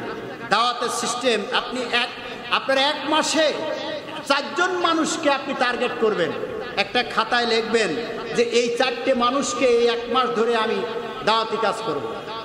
আপনাকে 150 মানুষের কাছে যাওয়ার দরকার নাই, আপনি 4টে মানুষকে দাওয়াত দিবেন। আর দাওয়াতি কাজ করতে হলে আগে আপনাকে দাওয়াতি কাজ কেমনে করবেন সেটা কোরআন সুন্নাহর ভিত্তিতে আপনাকে শিখে নিতে হবে। ট্রেনিং ছাড়া কেউ কিছু করতে পারে? আপনি এখন একটা গুলি করতে পারবেন? যে প্রশিক্ষণ নেয় সে কিন্তু গুলি করতে পারবে, যথা টাইমে যথা জায়গায় গুলি যাবে। নইলে আপনার গুলি আমার গুলি মিস্টেক হবে এবং করতেই পারবে। এই জন্য দাওয়াতি কাজ কেমনে করবেন, ওই দাওয়াতি কাজ করার জন্য তার সুন্দর গঠন প্রণালী লেখা বই আছে। দাওয়াত আপনি কেমনে দেবেন, এই বইগুলো যে ভাইদের কাছে আছে, আমি মেহরবানি করে বলবো এই ভাইদেরকে ওই দাওয়াতি কাজ করার টার্গেট কাকে করবে, কিভাবে দাওয়াত দেবে, ওই লেখা বইটা আপনারা মেহরবানি করে তাদেরকে দেবেন। রাজি আছেন তো? যাদের কাছে এই বইটা আছে দেবেন তো আপনারা? এইটা দেবেন, কি কায়দায় দাওয়াত দিবে, কাকে দাওয়াত দিবে। আপনি আইলো থেলো একজনের মাথায় বোঝা, ধানের বোঝা মোট নিয়ে যাচ্ছে, কাঁচা তরকারির ব্যবসা করতেছে, তার ঘাড়ে বোঝা। আপনি আসেন লা ইলাহা ইল্লাল্লাহ, আসো তোমার দাওয়াত দেই, হ্যাঁ নবীর পথে আইসো, কোরআনের পথে আইসো, এরকম না। আপনি টার্গেট করবেন 4 জনকে 5 জনকে, খাতায় লিখবেন, ডায়েরিতে লিখবেন। আপনি তার কাছে সময় নেবেন, একটা তারিখ নির্ধারণ করবেন। কি নির্ধারণ? কথা কয় না, কি নির্ধারণ? তারিখ, সময়, স্থান, 3টে জিনিস। কয়টা? এ গঠনমূলক কথাবার্তা। তারিখ বলেন, তারিখ অত 27 তারিখ বা 28 তারিখ, তা 28 তারিখ সকাল থেকে সন্ধ্যে পর্যন্ত কোন সময়, ওর ভিতরে একটা সময় নির্ধারণ করে নিতে হবে। ঠিক আছে? যাকে দাওয়াত দেবেন সময়টা তার কাছ থেকে নির্ধারণ করে নেবেন যে ভাই আপনার কোন সময় ফাঁকা আছে। 10টা মিনিট, 5টা মিনিট, বেশি সময় ব্যক্ত করা যাবে না, বিরক্ত করা যাবে না। 5টা মিনিট কি 10টা মিনিট, অমুক সময়। তাহলে স্থান কোন জায়গায়? তো নিরিবিলি একটা স্থান খুঁজে নেবেন, ওই হাটে মাঠে, চার দোকানে ইত্যাদি জায়গায় না, নিরিবিলি একটা জায়গা খুঁজে নেবেন। সেই জায়গাটা বসবেন, তার সাথে বসে ভালো মন্দ তার কুশলাদি বিনিময় করবেন। এরপরে আপনি তাকে দাওয়াত দেবেন, ইসলামের দাওয়াত। কি কোন দাওয়াতটা প্রথম দেবেন সেটা ওই বইতে লেখা আছে। এই হাঁটো জিহাদ করতে যায় এরকম, এই যুদ্ধ করতে যায় এরকম না। ও দাওয়াতের পন্থা ওখানে লেখা আছে, নবী কিভাবে দাওয়াত দিয়েছেন, ওই সেই দাওয়াতের পন্থা ওইভাবে লেখা আছে, ওই দিয়ে দাওয়াতি কাজ করতে হবে। রোগ বুঝে যদি ওষুধ না দেওয়া যায়, তাহলে এখন আপনি ডিসির কাছে একটা চায়ের দোকানদার ডিসিকে দাওয়াত দিতে পারবে? তাহলে একটা প্রোটোকল আছে, দাওয়াতেরও একটা প্রোটোকল আছে, সেই প্রোটোকলে দাওয়াত দিতে যেতে। তো এই দাওয়াতের পন্থা এগুলো আল্লাহ রসুল দিয়ে গেছেন, সে পন্থা আমাদের কাছে আছে। ওইটা আপনারা বেশি করে প্রচার করে দেবেন আমাদের ভাইদেরকে, ওইভাবে যাত্রার কাছে না, ম্যান টু ম্যান এরকম টার্গেট করে করে। এই দাওয়াতের যে গুরুত্ব কত, এই দাওয়াতের গুরুত্বের উপরে যতগুলো কোরআনের আয়াত আছে, এই আয়াতগুলো একটা একটা করে প্রত্যেকটা শব্দে শব্দে তাদেরকে বুঝাই দিতে হবে। দাওয়াতের উপরে আয়াত আছে না? কথা হয় না, আয়াত আছে। সেই আয়াতগুলো যেমন সূরায়ে নাহালের 125 নম্বর আয়াত আছে, 14 পারায় সম্ভবত। সূরায়ে নাহাল, কি সূরা? নাহাল মানে মৌমাছি। এই সূরার 125 নম্বর আয়াত আছে দাওয়াতের আয়াত। উদু পড়েন আমার সাথে, বিসমিল্লাহির রহমানির রহিম। উদু ইলা সাবিলি রাব্বিকা বিল হিকমাতি ওয়াল মাউইযাতিল হাসানাহ ওয়াজাদিলহুম বিল্লাতী হিয়া আহসান। বুঝাইছে কিনা? আল্লাহ পাক বলছেন উদু, তুমি ডাকো, আহ্বান করো। উদু ইলা সাবিলি, তোমার রবের রাস্তায়, রবের দিকে, আল্লাহর দিকে। না কার দিকে ডাকবো? যারা রাজনীতি করে তারা হয় ডাকে বাপের স্বপ্ন বাস্তবায়নের দিকে, ঠিক কিনা? আর যারা আরেকজন তার স্বামীর দিকে, আরেকজন তার ভাইয়ের দিকে, নইলে কোনো মতদর্শের দিকে, হয় মাও সেতুং, নাই লেনিন, নইলে ধর্মনিরপেক্ষতা মতবাদ, নইলে সমাজতন্ত্রবাদ, নইলে পুঁজিবাদ। কোনো না কোনো দিকে মানুষকে তো আহ্বান করা হয়, ঠিক না? ঠিক টাইমে ঠিক। কিন্তু আল্লাহ বলছেন তুমি কোন দিকে ডাকবা? ইলা সাবিলি, তোমার রবের দিকে ডাকতে হবে। ইলা সাবিলি রাব্বিকা বিল হিকমাতি ওয়াল মাউইযাতিল হাসানা, প্রজ্ঞার সাথে, বিল হিকমাহ, প্রজ্ঞার সাথে, কৌশলের সাথে তাকে দাওয়াতটা দিতে হবে। ওয়াল মাউইযা, এবং মাউইযা মানে কি? উপদেশ, অ্যাডভাইস।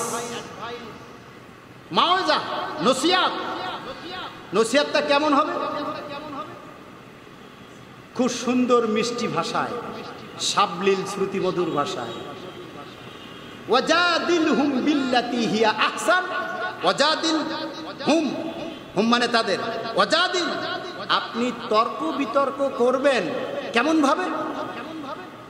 দেখলাম দুজন ঠেলাঠেলি করে রাস্তাঘাটে, এখানে কেউ জামাত ইসলামের পক্ষে, কেউ বিএনপির পক্ষে, কেউ আওয়ামী লীগের পক্ষে, ঠেলাঠেলি গুতা গুতি করতে থাকে।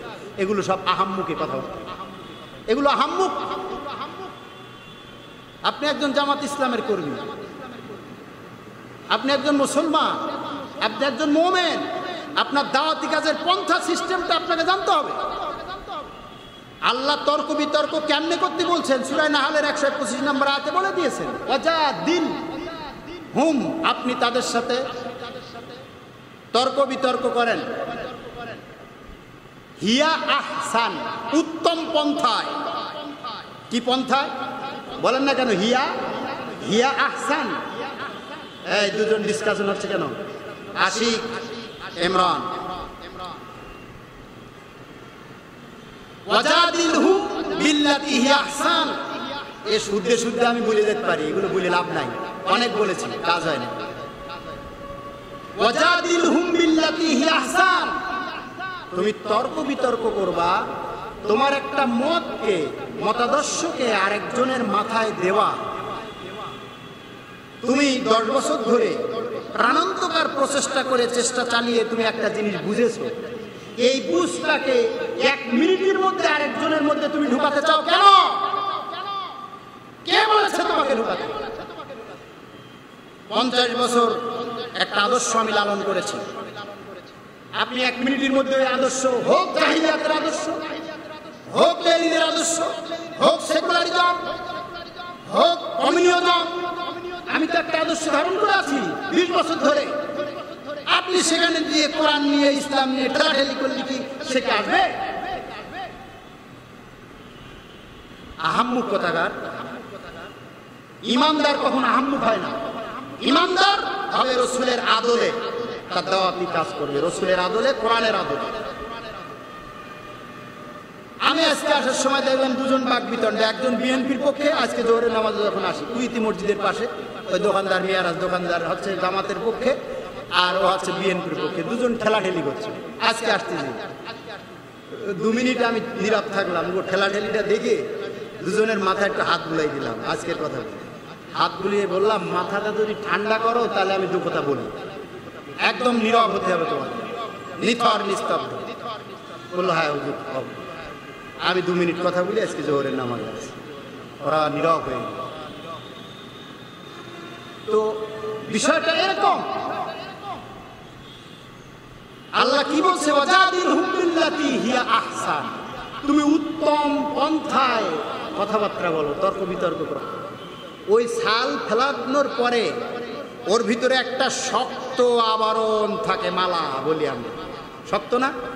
ওই শক্ত আবরণটা ভেদ করার পরে ওর ভিতরে একটা শ্বাস পাওয়া যায়, ওইটা হচ্ছে ওয়েজডম। ওইটা কি? ওয়েজডম। অর্থাৎ আমিও দেখি, আপনিও দেখেন, কবি নজরুলও দেখেছে, রবীন্দ্রনাথ দেখেছে, খগেন্দ্রনাথ দেখেছে, আমিও দেখছি আকাশের দিকে, বনবনানি প্রাকৃতিক সৌন্দর্যের দিকে। কিন্তু তার কলমের আগায় দেয় কি বেরিয়েছে, আর আমার কলমের আগায় কি বেরোবে? কথা ঠিক না? তো যিনি দূরদর্শী সম্পন্ন, সুদূর প্রসারী জ্ঞান রাখে, সুদূর প্রসারী দৃষ্টি সম্পন্ন ব্যক্তি, দূরদর্শী ব্যক্তি, ওইটা হচ্ছে ওয়েজডম, প্রজ্ঞাবান জ্ঞান। অতএব নলেজ আর প্রজ্ঞাবান জ্ঞান এক জিনিস নয়। ওই বিল হেকমা, ওই যে সূরা নাহালের 125 নম্বর আয়াতে আল্লাহ বলছে না, বিল হেকমা, বিল হেকমাতি, ওই হেকমাত বলে প্রজ্ঞাবান জ্ঞান। ওই প্রজ্ঞাবান জ্ঞানের আলোকে, ওইটা হচ্ছে ওয়েজডম, ওর আলোকে তোমার দাওয়াতি কাজের সিস্টেম ওখানে দেওয়া আছে। ওই সিস্টেমটা তোমাকে ফলো করতে হবে, কোরআনের এই সিস্টেমটা ফলো করতে হবে। আর দাওয়াত আপনি মুখী দেওয়ার থেকে, আপনার আদর্শ দিয়ে, আপনার সাবলীল সুন্দর শ্রুতিমধুর কথা দিয়ে, মাধুরী মাখানো কথা, আপনার গেট আপটা সুন্দর থাকবে, আপনার বলার বাচন ভঙ্গিটা সুন্দর হবে, আপনার হাঁটার ভঙ্গি, বসার ভঙ্গি, চলার ভঙ্গি, খাওয়ার ভঙ্গি, এই সবগুলো আগে উপস্থাপন করবেন। তার সাথে হৃদ্যতা, বন্ধুত্ব, সম্প্রীতি আগে নেবেন। হোক সে জাহেল, হোক সে সেকুলারিজম, হোক সে ধর্মনিরপেক্ষতাবাদ, হোক সে সমাজতন্ত্রবাদ, যেই হোক না কেন, সে হিন্দু হোক, মুসলিম অমুসলিম হোক, কাফের হোক না কেন, আগে আপনাকে সোশ্যাল ভ্যালুস, সামাজিক মূল্যবোধের ভিত্তিতে তাকে আগে বন্ধুত্ব তৈরি করতে হবে। সামাজিক মূল্যবোধের ভিত্তিতে করতে হবে। সোশ্যাল ভ্যালুস বলা হয়, সামাজিক মূল্যবোধ। এগুলো খুব হাই থটের ব্যাপার, যে হুজুর এই ঈদ মিলাদুন নবী ওয়াজ হবে, কিছু মিলাদ মাহফিলের মতো জিলিপি টিলিপি থাকবে, খাইয়ে মুখ টুক মুছতে মুছতে যাও, হুজুর ভালো ওয়াজ করেছে, মোনাজাত দিয়ে কান্দেছে, নবীর করুণ কাহিনীগুলো বলেছে, চোখের পানি পড়েছে। হলোটা কি? চোখের পানি তো এর আমাদের হোসাইন রাদিয়াল্লাহু তাআলা আনহুর জন্য কান্ত কুফাবাসীরা, ইরাকের কুফাবাসী আছেন, নাম শুনছেন? ওই কুফাবাসীরা হোসাইন রাদিয়াল্লাহু তাআলা আনহুর জন্য চোখের পানি ফেলে ফেলে কান্ত খুব। আর অস্ত্র শস্ত্র আর ক্ষমতা, পাওয়ার, রাষ্ট্রীয় শক্তি এজিদের হাতে তুলে দিয়েছে কুফাবাসী। আমি বুঝাতে পারলাম কিনা? তো আমাদের মতো এই মানুষ ইমানদার এরা দাবি করে, মুসলমান দাবি করে, এদের দোষাটা ওই রকম হয়েছে। ওই কুফাবাসী ওরা চোখের পানি ফেলবে হোসাইন রাদিয়াল্লাহু তাআলা আনহুর জন্য, আর অস্ত্র শস্ত্র, টাকা পয়সা আর রাষ্ট্রীয় শক্তি দেবে এজিদের হাতে। বুঝাতে পারলাম কি? তো ঈদ মিলাদুন নবী, 12 রবিউল আউয়াল, সিরাতুন নবী মাহফিল, চান্দা টান্দা দিয়া, গরু টরু জবাই কইরা, জিলাপি টিলাপি লইয়া, প্যাকেট ট্যাকেট কইরা, খিচুড়ি টিচুড়ি পাকাইয়া, নবীজির ওই করুণ কাহিনীগুলো, ওগুলো আগে ছোটোবেলায় বলেছি। আগে 570 খ্রিস্টাব্দে 12 রবিউল আউয়ালের সোমবারে জন্ম নিয়েছেন মাহমুদ আল পাশা ফালাকি, ঐতিহাসিক মাহমুদ আল পাশা ফালাকির মতে 571 খ্রিস্টাব্দে 9 রবিউল আউয়াল সোমবারে জন্ম নিয়েছেন। ঐতিহাসিক পিকি হিকটিরি তিনি এই সময় জন্ম নিয়েছেন, তার সালার একটা। এরপরে মাইকেল এইচএম হার্ট তিনি এইটা ব্যক্ত করেছেন, তার সাল তারিখ এত এত। নবীজির বাপ মৃত্যুবরণ করেছেন, রসুল তখন মায়ের পেটে গর্ভে 6 মাস, 6 বছর বয়সে তার মা এন্তেকাল করেছেন। এই করুণ কাহিনীগুলো বর্ণনা করে করে ঈদ মিলাদুন নবী, ঈদ মানে খুশি আর মিউলাদ মানে জন্মবৃত্তান্ত, রসুলের জন্মবৃত্তান্ত আলোচনা করার পরে মানুষগুলোর চোখের পানি পড়ে, কান্দে। আর অস্ত্র শস্ত্র, টাকা পয়সা, ক্ষমতা দেয় বেঈমানের হাতে, মুনাফিকদের হাতে। কাণ্ডটা দেখছেন কি? এই বুঝগুলো বুঝাইতে গেলে ওই মেলা লোক নিয়ে বুঝানো যায় না, মেলা লোক নিয়ে বুঝানো যাবে না। খণ্ড খণ্ড করে ব্যক্তি ব্যক্তি টার্গেট করে করে তার মগজটা ঢালাই করেন, মস্তিষ্কটাকে ইসলাম দিয়ে, কোরআনের আদলে, রসুলের হাদিসগুলো নিয়ে সময় লাগবে। একটা মানুষ তৈরি করবেন ইসলামের জন্য এটা কি সহজ কথা মনে করতেছেন? সহজ? এই 950 বছর কি শেষ করে মোনাজাত দিব? 950 বছর নূহ নবী দাওয়াত দিয়ে 80 জন মুসলমান হয়েছে। কয়জন কথা কন? কয়শো বছর? আর আপনি 1 মিনিটই তার দাওয়াত দিয়ে মুসলমান বানাইতে চান না? আপনি আহম্মক। আপনাকে ইসলামী আন্দোলনের কর্মী কে বানাইছে? আপনাকে কে আপনাকে রোকনিয়াত দিয়েছে? কে দিয়েছে? 80 জন মুসলমান বানাইছে মাত্র 40 জন নারী আর 40 জন নর। নূহ আলাইহিস সালাতু ওয়াস সালাম জলিলুল কদর, সম্মানিত মর্যাদাশীল পয়গম্বর। 25 জনের নাম কোরআনে আছে, নূহ আলাইহিস সালাতু ওয়াস সালামের নাম বহু জায়গায় এসেছে। 950 বছর ধরে দাওয়াত দিয়েছে বিরামহীন ভাবে একাধারে। তিনি 80 জনকে এই দাওয়াত কবুল করাইতে পেরেছেন আল্লাহ তাআলা। আর মুহাম্মদ সাল্লাল্লাহু আলাইহি সাল্লাম 13 বছর মদিনায় দাওয়াত দিয়ে 313 জন বানাইছে। যে পরশ পাথর, যার সান্নিধ্যে যা ছোঁয়াই গেলে আহা। সিরাজা মুনিরা বলেছে রসুলকে, হে আমার দীপ্যমান বাতি, হে আমার প্রজ্বলিত বাতি। কেন? সূর্যের সাথে তো তুলনা করতে পারতেন। সূর্য সারা পৃথিবীকে আলো দেয় না, আর বাতি একটা চেরাগ গোলাকার আকারে অল্প একটা জায়গায় আলোকিত করে, ঠিক না বেঠিক? তো আল্লাহ তাআলা সিরাজাম মুনিরা বললেন কেন? প্রজ্বলিত বাতি কেন বললেন? বলেন নাই কেন শামসুন কমারুন, চন্দ্র রাতকে আলোকিত করে? কি কথা ঠিক না? হে মায়াবিনী রায়, তার মায়া ভরা চাঁদ, চাঁদটাকে কত সুন্দর দেখায় না? মায়া ভরা চাঁদ আর মায়াবিনী রায় আছে না নাই? সূর্য আলো দেয় না সারা পৃথিবীকে? তা আল্লাহ তাআলা সূর্য চন্দ্রের সাথে বলেন নাই কেন? কারণ হলো কিয়ামত পর্যন্ত একটা সূর্য আরেকটা সূর্যকে জন্ম দিতে পারবে না, একটা সূর্য আরেকটা সূর্যকে তৈরি করতে পারবে না, একটা চন্দ্র একটা শশাঙ্ক আরেকটা শশাঙ্কতে তৈরি করতে পারবে না। কিন্তু একটা বাতি, যে আলোকিত বাতি, ওর পাশে একটা নিভু বাতি যদি টাচে আসে, সান্নিধ্যে আছে, যদি ছোঁয়া পায়, ওই নিভু বাতিটা আলোকিত হয়ে যায়। নবী মুহাম্মদ সাল্লাল্লাহু আলাইহি সাল্লাম ওই বাতি, ওই আলো, ওই প্রজ্বলিত বাতি, যে বাতির কাছে জাহেলেরা আসবে আলোকিত হয়ে যাবে। নবী নাই, ওই আলোয় সমুদ্ভাসিত হয়ে যারা থাকবে, ওদের কাছে যারা আসবে ওরাও আলোকিত হয়ে যাবে। কি হয়ে যাবে? আলোকিত হয়ে যাবে। নবীজির স্ত্রী খাদিজা ইন্তেকাল করেছেন। খাদিজা রাদিয়াল্লাহু তাআলা আনহার বান্ধবীদের কাছে উনি বাটিতে করে তরকারি পাঠাতেন। খাদিজা নাই, ওই বান্ধবীদের কাছে রাসূল করিম সাল্লাল্লাহু আলাইহি সাল্লাম তার ইন্তেকালের আগ পর্যন্ত তিনি তরকারি পাঠিয়ে দিয়েছেন। আলোকিত মানুষ হওয়া কি সোজা কথা? স্ত্রীদেরকে বলতেন, হে স্ত্রীরা, তোমরা তরকারিতে একটু ঝোল বেশি করে দিও, যাতে 1 চামচ আমি প্রতিবেশীকে দিতে পারি।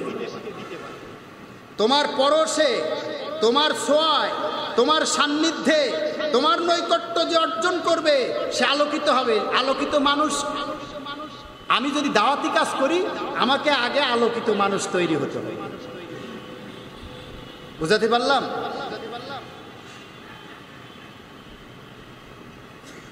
পল্লী কবি জসীমউদ্দিন বলেছেন না, সবার সুখে হাসবো আমি, কাঁদবো সবার দুঃখে, নিজের খাবার বিলিয়ে দিব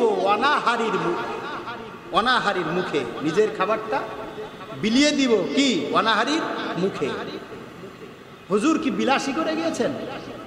রাসূল সাল্লাল্লাহু আলাইহি সাল্লাম কি বিলাসী করেছেন?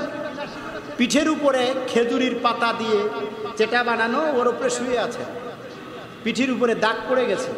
ওমর রাদিয়াল্লাহু তাআলা বললেন, ইয়া রাসূলুল্লাহ সাল্লাল্লাহু আলাইহি সাল্লাম, আপনি আমাকে অনুমতি দেন, আমি একটা তশক আপনাকে বানাই দেই।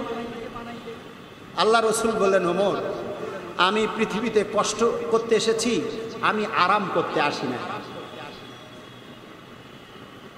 আপনার দাওয়াতে আসবে কেন? আপনার আমার দাওয়াতে আসবে কেন? আমি তো রসুলে পাক সাল্লাল্লাহু আলাইহি সাল্লামের ওই আদলে নাই, ওই আলোকিত মানুষ আমি না। আমার ভাষা হচ্ছে কর্কশ। একবারের সাথে দুইবার যদি আমার কাছে কিছু চায় আমি তাকে ধমক দেই, কর্কশ ভাষায় তাকে প্রত্যাখ্যান করি না। আগে দাওয়াতি কাজ যিনি করবেন তিনি আগে আলোকিত মানুষ হতে হবে। আমি মুখ দিয়ে বলে আপনি দাওয়াত দিতে পারবেন? তার টেন্ডেন্সি, তার মেন্টালিটি, তার হিউম্যানিটি, তার চিন্তা, তার চেতনা, তার ধ্যান, তার ধারণা, তার মন, তার মানসিকতা, এই জায়গাটাকে আপনাকে কবজা করতে হবে, দখল করতে হবে। এই কথা কটা বুঝেইছে আপনার? ইংরাজিতেও বুঝতে পারেন যারা শিক্ষিত, বাংলায় এই কথাগুলো চিন্তা করবেন। তার চিন্তা, তার চেতনা, তার ধ্যান, তার ধারণা, তার মন, তার মানসিকতা, এই জায়গাটাকে আপনাকে দখল করে নিতে হবে। সময় লাগবে। নূহ আলাইহিস সালাম 80 জন বানাইছে 950 বছর ধরে। আপনি অত বিরক্ত হচ্ছেন কেন? আপনি অত বিরক্ত হচ্ছেন কেন? এর সাথে সাথে মানুষ সব ইসলামী আন্দোলনে এসে যাবে, কোরআন বুঝে ফেলবে। হ্যাঁ, এই কি মনে করেন? মুহাম্মদ সাল্লাল্লাহু আলাইহি সাল্লাম তিনি 313 জন বানাইছেন 40 বছর থেকে 53 বছর পর্যন্ত, 13 বছর ধরে। কয় বছর ধরে? তো মুহাম্মদ সাল্লাল্লাহু আলাইহি সাল্লামের সাথে কম্পেয়ার করার কোনো সুযোগ কারোর আছে? এমন ব্যক্তি, আহা! তাহলে আপনি, আমি বিরক্ত হওয়া যাবে না। আমার নিজেকে তার কাছে উপস্থাপন করতে হবে আমার আদর্শ চরিত্র দিয়ে। তার ওই জায়গা দখল করতে হবে। তাহলে দখল করতে হলে তার সাথে হৃদ্যতা, সম্প্রীতি, মহাব্বত তৈরি করতে হবে। এই মহাব্বত হাদিয়া দেওয়া। তার অসুখ হয়েছে, আল্লাহ রসুল বলছে ইয়াউদু, তুমি সেবা শুশ্রূষা করো ইদা মারিদ, যখন সে অসুস্থ হয়ে যায়। আমাদের কামরুল ভাই, আমি অনেকবার চেষ্টা চালাচ্ছি তার বাসায় যাব, বা এখন আছে যে বাসার থেকে এই যে ফরাইজি হাসপাতালে আছে নিচের তলায়, আমি খোঁজ নিয়েছি কিন্তু যাইতে পারলাম না। তারপরে মসজিদে কালকে জুমার পরে দোয়া করেছি, অন্য অন্য সময় দোয়া করেছি, তার খোঁজখবর নিতেছি। 1,02,000, পরে শুনলাম 60,000, তারপরে নিচে আসছে প্লাটিলেটটা আরও কম। যা হোক, আমি সর্বোচ্চ তাকে সেবা দিতে পারি নাই, কিন্তু সেই অসুস্থ মানুষটার যে খোঁজ নিলাম, অন্তত এতটুকু তার জন্য যে দোয়া করলাম, এতটুকু তাকে দেখতে যাওয়া, হাতটা ধরে সূরা ফাতিহা পড়ে তার গায়ে ফু দেওয়া, কপালে হাত রাখা, তার সাহস দেওয়া, হয়তো একটা ফল, একটা আনারস, নইলে একটা আপেল, না একটা কমলা লেবু নিয়ে তার কাছে যাওয়া। সে হোক বেদিন, হোক অন্য রাজনৈতিক মতাদর্শের লোক, হোক হিন্দু, যেই হোক না কেন। 2002 সালের আমার কাছে কিছু চাউল আসছিল, সাবান আসছিল, কম্বল আসছিল। আমি তখন শ্যামনগরে থাকতাম। তো কম্বল আসলো, চাইল আসলো, আর সাবান। এই কয়টা জিনিস, আমাদের 192টা হিন্দু ভোট আছে আমাদের গ্রামে। আমি এটা ডিস্ট্রিবিউট করার সময় আমি দেখলাম যে আমাদের এই গ্রামে হিন্দু ভোট আছে, ওদের কম্বল দিলাম, শীতবস্ত্র দিলাম, সংখ্যা অনুপাতে দিলাম। এরপরে চাউল দিলাম 4 কেজি করে। এই চাউলটা দেওয়ার জন্য কাউকে আমি আমার বাড়ি আনি নাই, আমি নিজে সাইকেলের পিছনে করে এটা গাট্টি বাইদা হিন্দুদের বাড়িও দিয়েছি, মুসলমানদের বাড়িও দিয়েছি। সাবান হিন্দুদের বাড়িও দিয়েছি, মুসলমানদের বাড়িও দিয়েছি। হিন্দুরা আমাদের পক্ষে থাক না থাক, এই জনপদে তারা বসবাস করে। আমাদের ভাইরা বলছে মাওলানা, এই জিনিস কি হিন্দুদের দেওয়া যাবে? আর কেন যাবে না? এই জনপদে থাকে। আপনি যান আমার গ্রামে, হিন্দুরা দুর্গা পুজো করার সময় আমার কাছে চিঠি পাঠাতো। আমি রমজান মাসে 2001 সালের 1 অক্টোবরের নির্বাচনের পর 33টা দুর্গা পুজো হয়েছে আমাদের শ্যামনগর থানায়। আমাদের বাড়ির পাশে ফকির মোড়ল, তাদের বাড়ির ধারে যে দুর্গা পুজো হয়েছে, আমি সেখানে রমজান মাসে ইফতার ওখানে করেছি, আর মসজিদে এসে নামাজটা পড়েছি। চিঠি দিয়েছে, এবং ওই দুর্গা পুজোটা আমরা আবার পাহারা দিয়েছি। হঠাৎ করে যেন আমাদের মুসলিম ভাইরা ইটপাটকেল মেরে আবার আমাদের ঘাড়ে মামলা না আসে, তাই পাহারা দেওয়ার জন্য দায়িত্ব পালন করেছি রোজার মাসে। এই হিন্দুগুলো এখনও আমাকে মহব্বত করে, সোশ্যাল ভ্যালু, সামাজিক মূল্যবোধ তাদের সাথে আমাদের আছে। কিন্তু আপনি যদি এই সামাজিক মূল্যবোধটা রক্ষা না করেন, তাহলে তো আপনি দূরত্ব সৃষ্টি করে ফেলতেছেন। দাওয়াত কেমনে দিবেন আপনি? হ্যাঁ, এক সিরিয়াল লেখা দিতে হবে না, আমি শেষ করে দিতেছি। তাহলে ওয়াদাইয়ান ইলাল্লাহি বিইذনিহি ওয়া সিরাজাম মুনীরা, দাওয়াতি কাজ আপনি প্রতিদিন আপনাকে দাওয়াতি কাজ করার জন্য নিজেকে দাওয়াত দেওয়ার মতো যোগ্যতা আপনি অর্জন করবেন। আর প্রতিদিন এই দাওয়াতি কাজ মৃত্যুর আগ পর্যন্ত করবেন। বলেন না ইনশাআল্লাহ? দাওয়াতি কাজের নিয়ম মেপে, নিয়ম অনুযায়ী দাওয়াতি কাজ করবেন। রাজি আছেন তো? যতবার সে প্রত্যাখ্যান করবে আমি ততবার তার কাছে যাব। আপনি ওই জাল বান্না খেওলা জাল আছে না, পুকুরিতে আপনি 50টা তেলাপুঁই মাছ ভাসে, এই জাল খেমন মারলাম, আমি জাল বাবালো ভালো জাল ভাই, এই খেমন মেরে দেখি 5টা উঠেছে, দেখলাম 50টা ভাসে, উঠেছে 5টা, আর ছেড়াতে গেছে, তোলাই গেছে, জাল যে উঁচু করে দিছি জোরে, ওরা জালের এদিকে দৌড় দিছে, তা দেখলাম 50টা, টার্গেট করলাম কয়টা, পালাম কয়টা?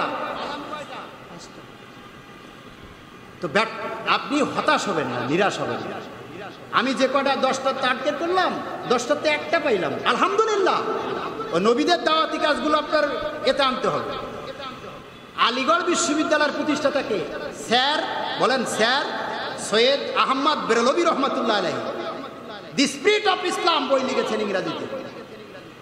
এটা অক্সফোর্ড ইউনিভার্সিটিতে লাইব্রেরিতে এই বইটা আছে, the spirit of Islam, sir Syed Ahmad Barelvi রহমতুল্লাহ আলাইহি। আলিগড় বিশ্ববিদ্যালয়ের প্রতিষ্ঠাতা উনি।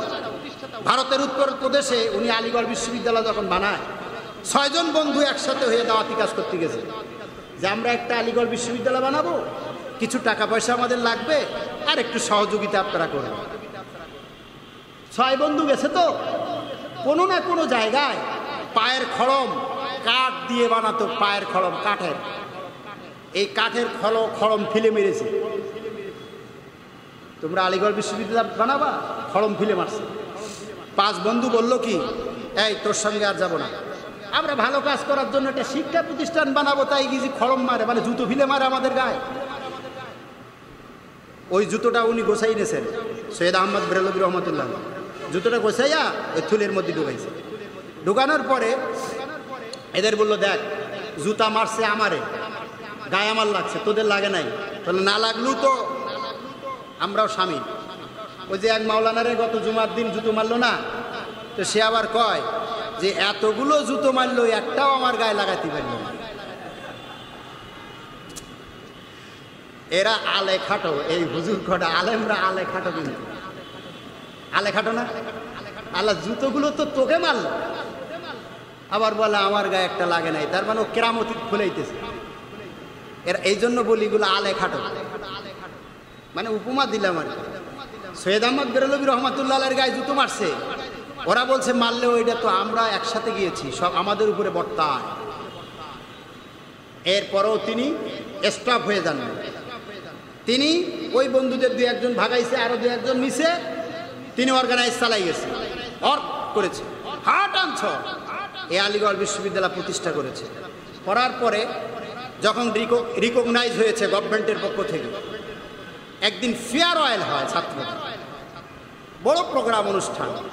ওই সময় সৈয়দ আহমদ বেরলভী রহমতুল্লাহ আলাইহি উনি ওই থুলের ভিতর থেকে যখন সহ্য বীর্যে সমস্ত ফেমাস হিসাবে এই এডুকেশন ইনস্টিটিউটটা যখন সমাদৃত হয়েছে সকলের কাছে, সেই অনুষ্ঠানে উনি এই থুলের ভিতর থেকে সেই খড়মটা উনি বের করেছিলেন। বের করে এই খড়মটা ভাইস চ্যান্সেলর যিনি, তার মাথার উপরে এই খড়মটা উনি নিজে হাতে দড়ি দিয়ে বেঁধে দিয়েছে। জিজ্ঞাসা করা হয়েছিল এই খড়মটার শানে নজুল কি। অনেকদিন পরে তো উনি চোখের পানি ফেলেছিলেন, আর সেদিন ওই বর্ণনাটি দিয়েছিলেন। এখনো আছে কিনা ওই খড়মটা আমি জানি না, কিন্তু বহু কাল বহু যুগ ধরে ওই খড়মটা ভাইস চ্যান্সেলরের মাথার উপরে থাকত আলিগড় বিশ্ববিদ্যালয়। এই ইতিহাসটা কেন বললাম? আমার দাওয়াতি কাজের সুবিধার্থে বললাম। আমি জুতো নিক্ষেপ হবে, আমার ওমরে হামলা হবে, মামলা হবে, থু ফেলবে, গালিগালাজ তিরস্কার করবে। আপনি কাজ করবেন, আপনি গালিগালাজ খাবেন। কাজ করবেন না, আপনার কোনো দোষ নাই। লা ইলাহা ইল্লাল্লাহ, কারোর কিচ্ছু বলবো না, মুহাম্মদ রাসূলুল্লাহ, যে যা পারিস তাই করিয়ে যা, এই নীতি অবলম্বন করবেন। শয়তানের নীতি এটা। দেখবেন কেউ আপনার সমালোচনা করবে না, কেউ আপনার উপরে রাগ করবে না, মামলা করবে না, হামলা করবে না, আপনার বিপক্ষে কেউ যাবে না। বাস, কথা বুঝেছি কিনা? সুতরাং আমি খুব কম্পোজ করে আরেকটি আয়াত আপনাদের কাছে ওয়াদাবদ্ধ ছিলাম, একবারে খুব কম্পোজ করে সেই আয়াতটা বলেই আমি শেষ করে দেই। নাকি খুব কষ্ট পাচ্ছেন? ওই যে সূরা আল ইমরানের 31 নম্বর আয়াতটা, ও শর্ট করা যায়, লম্বা করা যায়, ছোট করা যায়, ঠিক না? ওই মোবাইলই দেখেন, এরকম লম্বা করে ধরবেন, লম্বা হবে, আবার শর্ট করবেন, শর্টে আসবে। তো সব 1 মিনিটই করা যায়, আবার লম্বা করা যায়। আবার এই আয়াতে সারা রাত যদি আমি ওয়াজ করি, সারা রাত ওয়াজ করা যায়। তো আমি খুব কম্পোজ করে হকটা আদায় করি। আল্লাহ পাক বলছেন, কুল, হে রাসূল আপনি বলুন, আর প্রত্যেক শব্দ শব্দ অর্থ বুঝবেন বাংলায়, মাতৃভাষায়। আপনি বলুন, আপনি ঘোষণা দেন, এলান দেন, জানাই দেন। কুল ইন কুনতুম, যদি তোমরা তুহিব্বুন আল্লাহ, আল্লাহকে যদি ভালোবাসতে চাও, তাহলে ফাত্তাবিউনি, অতঃপর, মানে অতঃপর, ফাত্তাবিউনি, একালিফ টান আছে, নুনে বেকায়া ইয়া মুতাকাল্লিম বলে। তাহলে আমাকে তোমরা অনুসরণ করো, অনুকরণ করো। কাকে? রসুলকে। অনুকরণ কাকে করতে বলছে? রসুলকে। তাহলে কি হবে? তোমরা ফলাফলটা কি পাবা? ইউহিব্বুকুমুল্লাহ, আল্লাহ তোমাদেরকে ভালোবাসবে। তোমরা যদি আল্লাহকে ভালোবাসতে চাও, তাহলে ফাত্তাবিউনি, আমি রসুল, আমার আনুগত্য করো, অনুসরণ করো, অনুকরণ করো। তাহলে ইউহিব্বুকুমুল্লাহ, আল্লাহ তোমাদেরকে ভালোবাসবেন। সত্য দেন না? সত্য দেন। এই জন্য ইসলামী আন্দোলনের ওখানে লেখা আছে যে ইবাদত করবেন, রসুলের আনুগত্যের ভিত্তিতে আল্লাহর দাসত্ব কবুল করতে হবে। এটা আছে তো লেখা এখনো? এই আঞ্জুম আছে এখনো? এটা আছে লেখা? এই যে আয়াত, এই যে কোরআনের আয়াত, তোমরা আল্লাহকে ভালোবাসতে চাও, ফাত্তাবিউনি, তাহলে আমি রসুল, আমাকে আগে আনুগত্য করো, আমাকে ফলো করো, আমাকে অনুসরণ অনুকরণ করো, আমাকে তোমাদের আদর্শের মূর্ত প্রতীক হিসাবে, মডেল হিসাবে মেনে নাও। তাহলে কি হবে? ইউহিব্বুকুমুল্লাহ, আল্লাহ তোমাদেরকে ভালোবাসবে। তাহলে সত্য দেশে না ভালোবাসা? এই জন্য ওই কথাটা যে রসুলের আনুগত্যের ভিত্তিতে আল্লাহর দাসত্ব কবুল করতে হবে। আপনি ইবাদত মনে করে নিলেন আপনার ইচ্ছা মতন, যে এইগুলো করলে আল্লাহর ইবাদত হবে। যত বেদাত আছে, শিরিক আছে, এইগুলো আপনি ঢুকাই দিতেছেন। নেভা, শিরিক যুক্ত ইবাদত আল্লাহর কাছে কবুলিয়াত নয়। রসুলের আনুগত্যের ভিত্তিতে যে ইবাদত, ওইটাই আল্লাহর কাছে গ্রহণযোগ্য। বুঝাইতে পারলাম কিনা? মুরব্বি যদি মাঝখানে এসে আরেকটা কিছু তৈরি করে দেয়, মুরব্বি, শায়েখ, যেটা রসুল করেন নাই, আরেকটা বানাই দিল ইবাদত হিসাবে গ্রহণ করার জন্য। কথা বুঝাইছে কিনা? বুঝাইছে? নবীর আনুগত্যের ভিত্তিতে, নবীর অনুসরণ অনুকরণের ভিত্তিতে আল্লাহর দাসত্ব কবুল। ফাত্তাবিউনি ইউহিব্বুকুমুল্লাহ, তাহলে তুমি আল্লাহর দাসত্বটা করতে পারবে, আল্লাহ তোমাদেরকে তখন ভালোবাসে। সত্য এটা দিছে না? এই সত্য মাথার মধ্যে গ্রহণ করতে হবে। কোরআন এভাবে বুঝে বুঝে নিতে হবে, কোরআনটাকে এভাবে বুঝে নিতে হবে। অনেক কষ্ট হচ্ছে আপনাদের, আমি বুঝতেছি, মাথায় ব্যথা হয়ে গেছে। এরপরে আল্লাহ বলছে, ওয়াইয়াগফির লাকুম, আমি তোমাদের শুধু ভালোবাসবো না, ওয়া এবং ওয়া বসাই দিয়া দুইটা বাক্যকে সংযোজন করে দেয়। এবং ও, সুতরাং, যেহেতু, সেহেতু বাংলা আছে না, এইগুলো বাক্যকে, দুই বাক্যকে সংযোজন করে দেয়। ওয়া ইয়াগফির লাকুম, তোমাদের শুধু ভালোবাসবো না, ইয়াগফির লাকুম, আমি তোমাদেরকে ক্ষমা করে দিব। কি করে দিব? ক্ষমা করে দিব। কি ক্ষমা করব? যুনুবাকুম, তোমাদের যত অপরাধ, অন্যায়, গুনাহ আছে সব ক্ষমা করে দিব। কেন? আল্লাহ বলছেন যে আমি আল্লাহ ইন্নাল্লাহা গফুরুর রহিম ওয়াল্লাহু গফুরুর রহিম, আমি ক্ষমাশীল এবং দয়ালু। সুবহান। তো এই মহাব্বত মানে শুধু একটু দাড়ি রাখলাম, মেসাক করলাম, পাগড়ি একটা মাথায় দিলাম, 5 ওয়াক্ত আওয়ালক্তে নামাজ পড়লাম, তাহলে নবীর একটা জুব্বা জামা গায়ে দিলাম, তাহলে কি রসুলের আনুগত্য হলো? কথা কয় না। রসুলের আনুগত্য হলো? রসুলের ভালোবাসা হলো? আশেকে রসুল নাম দেশে কি? আশেকে রসুল। অত তাদের কর্মনীতি, কর্মপদ্ধতি, তাদের কর্মসূচি, কর্মনীতি, কর্মপদ্ধতি সব কি রসুলের পরিপন্থী? সব কি রসুলের পরিপন্থী। হয়তো বা দুই একটা সুন্নাহ তারা আমল করতেছে। বুঝাইতে পারলাম কিনা? তাহলে এইটা দিয়ে কি আল্লাহর মহব্বত পাওয়া যাবে? রসুলের মহব্বত পাওয়া যাবে না। রসুলকে ভালোবাসছেন। ওয়ান আনাস ইবনে মালিক রাদিয়াল্লাহু তাআলা আনহু قال قال رسول الله صلى الله عليه وسلم لا يؤمن أحدكم حتى أكون أحب إليه من والده وولده والناس أجمعين। আনাস ইবনে মালিক 10 বছর রসুলের খাদেম ছিলেন। কয় বছর? মালিকের পুত্র আনাস রাদিয়াল্লাহু তাআলা আনহু রসুলের কাছে খাদেম। উনি হাদিস বর্ণনা করছেন, লা ইউমিনু আহাদুকুম, তোমাদের মধ্যে কেউ ইমানদার নয়, হাত্তা যতক্ষণ পর্যন্ত না আহাব্বা ইলাইহি মিন ওয়ালিদিহি ওয়া ওয়ালাদিহি ওয়ান নাস আজমাইন। মিন ওয়ালিদিহি ওয়া ওয়ালাদিহি, তোমার সন্তান সন্ততি, তোমার পিতা মাতা, ওয়ান নাস আজমাইন, এবং অন্যান্য আত্মীয় স্বজন বন্ধু বান্ধব। 3 শ্রেণী বলেছে, সন্তান সন্ততি, তোমার পিতা মাতা, আর তোমার বন্ধু বান্ধব আত্মীয় স্বজন যত মানুষ আছে, এই সব থেকে, এদের থেকে, তোমার পিতা মাতা থেকে, তোমার সন্তান সন্ততি থেকে, আত্মীয় স্বজন বন্ধু বান্ধব থেকে আমি রসুল, আমাকে যতক্ষণ তুমি মহাব্বতের জায়গায় কলিজায় জায়গা না দিবা, হৃদয়ের মধ্যে, হৃৎপিণ্ডুর ভিতরে, কলিজার মধ্যে যতক্ষণ তুমি আমাকে জায়গা না দিবা, ততক্ষণ পর্যন্ত আমার মহাব্বতের থেকে যদি তোমার বাবার মহাব্বত বেশি হয়, মায়ের মহাব্বত বেশি হয়, তোমার ছেলে কলিজার টুকরা, হৃদয়ের স্পন্দন কলিজার টুকরা মেয়ে ছেলের প্রতি যদি আমার থেকে বেশি মহাব্বত তৈরি হয়ে যায়, ভালোবাসা তৈরি হয়ে যায়, সহধর্মিনী, অর্ধাঙ্গিনী, প্রেম কামিনী, প্রিয়তমা, প্রিয়সী, স্ত্রী পত্নীর প্রতি যদি আমার থেকে বেশি মহব্বতের জায়গা করে নাও, বন্ধুকে যদি আমার থেকে বেশি মহব্বতের জায়গা করে নাও, আত্মীয় স্বজনকে আমার থেকে যদি মহব্বতের জায়গা বানাই নাও, তাহলে লা ইউমিনু, তুমি ইমানদার হতে পারবে না। বুঝাইতে পারলাম? একটু কষ্ট সহ্য হয় না আমাদের? কত কষ্ট হয়, মাজা ব্যথা করে, পিঠ লেগে যায়। আবু বকর, আপনি তৈরি হয়ে যান, মক্কা ছেড়ে একদিন মদিনায় যেতে হবে, আপনি হবেন আমার সাথী।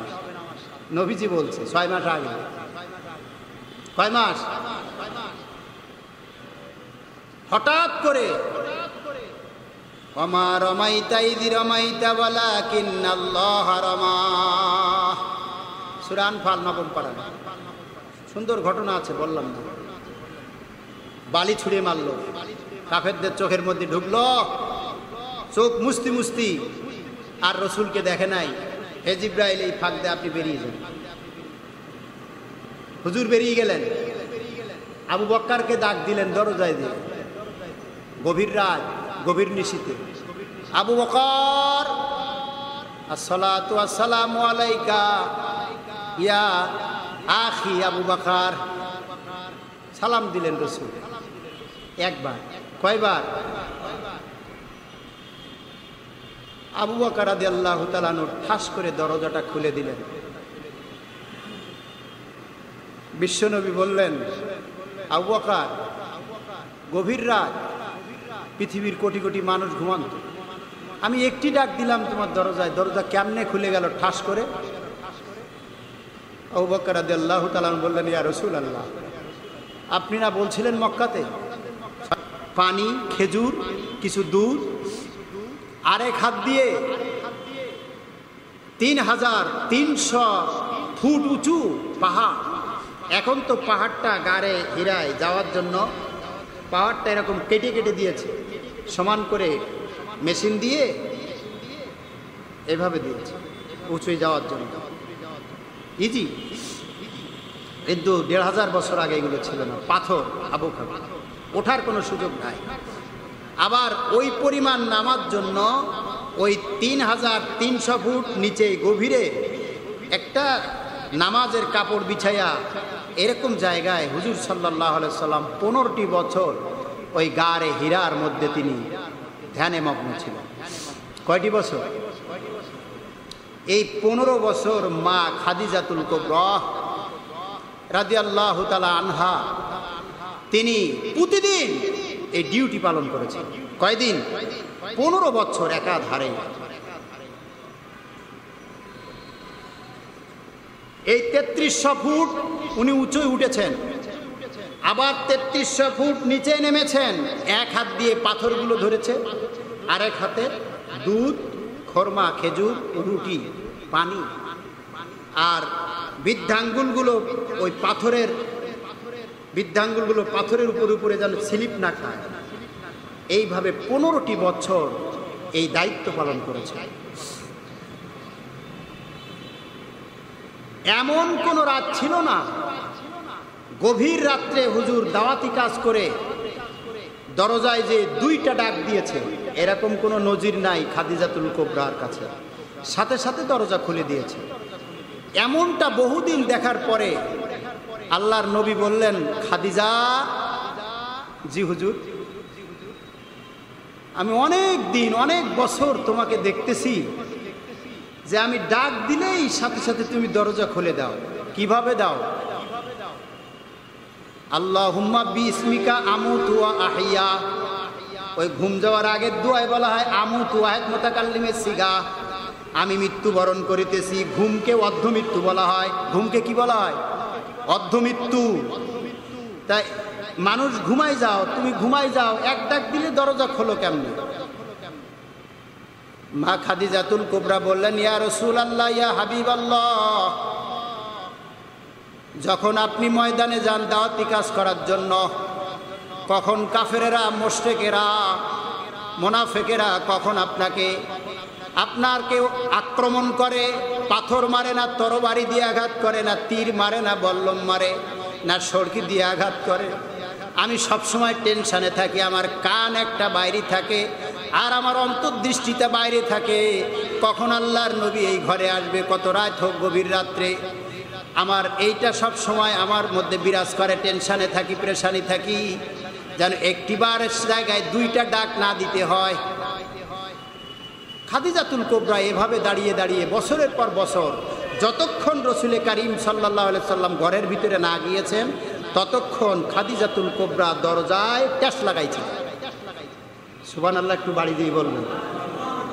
আপনি দাওয়াতি কাজ করবেন, নিজের শান শওকাত সব কিছু বজায় রাখবেন আর দাওয়াতি কাজ করবেন।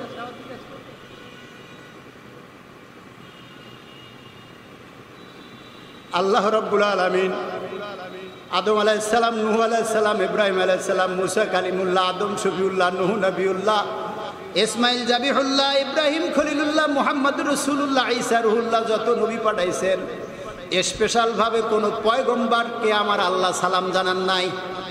কত ওলি আল্লাহ গাউস কুতুব আইছে পৃথিবীতে, সাহাবী আইছে, তাবিন, আইমায়ে মুতাআখিরিন, শুহাদা, গোরাবা, ফুকাহা, যত আল্লাহর ওলি আছে পৃথিবীতে, আল্লাহ কাউকে সালাম জানান নাই। কেবলমাত্র, শুধুমাত্র, একমাত্র জিব্রাইলের মাধ্যমে মা খাদিজাতুল কুবরাকে আল্লাহর পক্ষ থেকে সরাসরি সালাম জানানো হয়েছে, আর কেউ না। উহুদের যুদ্ধে তালহা, লম্বা ঘটনা, ছত্রভঙ্গ হয়ে গেল। আর আব্দুল্লাহ ইবনে জুবায়ের 50 জন তীরন্দাজ নিয়ে যে গেটের মধ্যে, দরজার মধ্যে দাঁড়ানো ছিল, একটা দুর্গমগিরি পথ পাহাড়ের, ওই জায়গায় 50 জনের তীরন্দাজ বাহিনীকে লিডার নেতৃত্ব দিচ্ছে আব্দুল্লাহ ইবনে জুবায়ের। উনি ওই পথটা যেই ছাড়িয়ে দিয়েছে, উহুদের যুদ্ধে গনিমতের মাল কুড়াইতে গেছে, মুসলমান বিজয় হয়ে গেছে, কাফেরেরা হারিয়ে গেছে, প্রথম পর্যায়ের ঘটনা। তখন ওই তীরন্দাজ মুসলমানেরা সব গনিমতের মাল কুড়াইতে গেছে, আর তীরন্দাজ বাহিনী 50 জন, ওরাও জায়গা ছেড়ে দিয়ে ওরাও মাল কুড়াইতে গেছে উহুদের যুদ্ধে। আর যেই ওই জায়গা ছেড়ে দিয়েছে, খালেদ ইবনে ওলীদ তখন মুসলমান হয় নাই, কাফের ছিল। ওই খালেদ ইবনে ওলীদের নেতৃত্বে ওই পথ দিয়ে, ওই গিরিপথ দিয়ে ৮৭ আক্রমণ মুসলমানদের উপরে চালাইছে, ৮৭ আক্রমণ। তখন মুসলমানেরা ছত্রভঙ্গ হয়েছে উহুদের যুদ্ধে।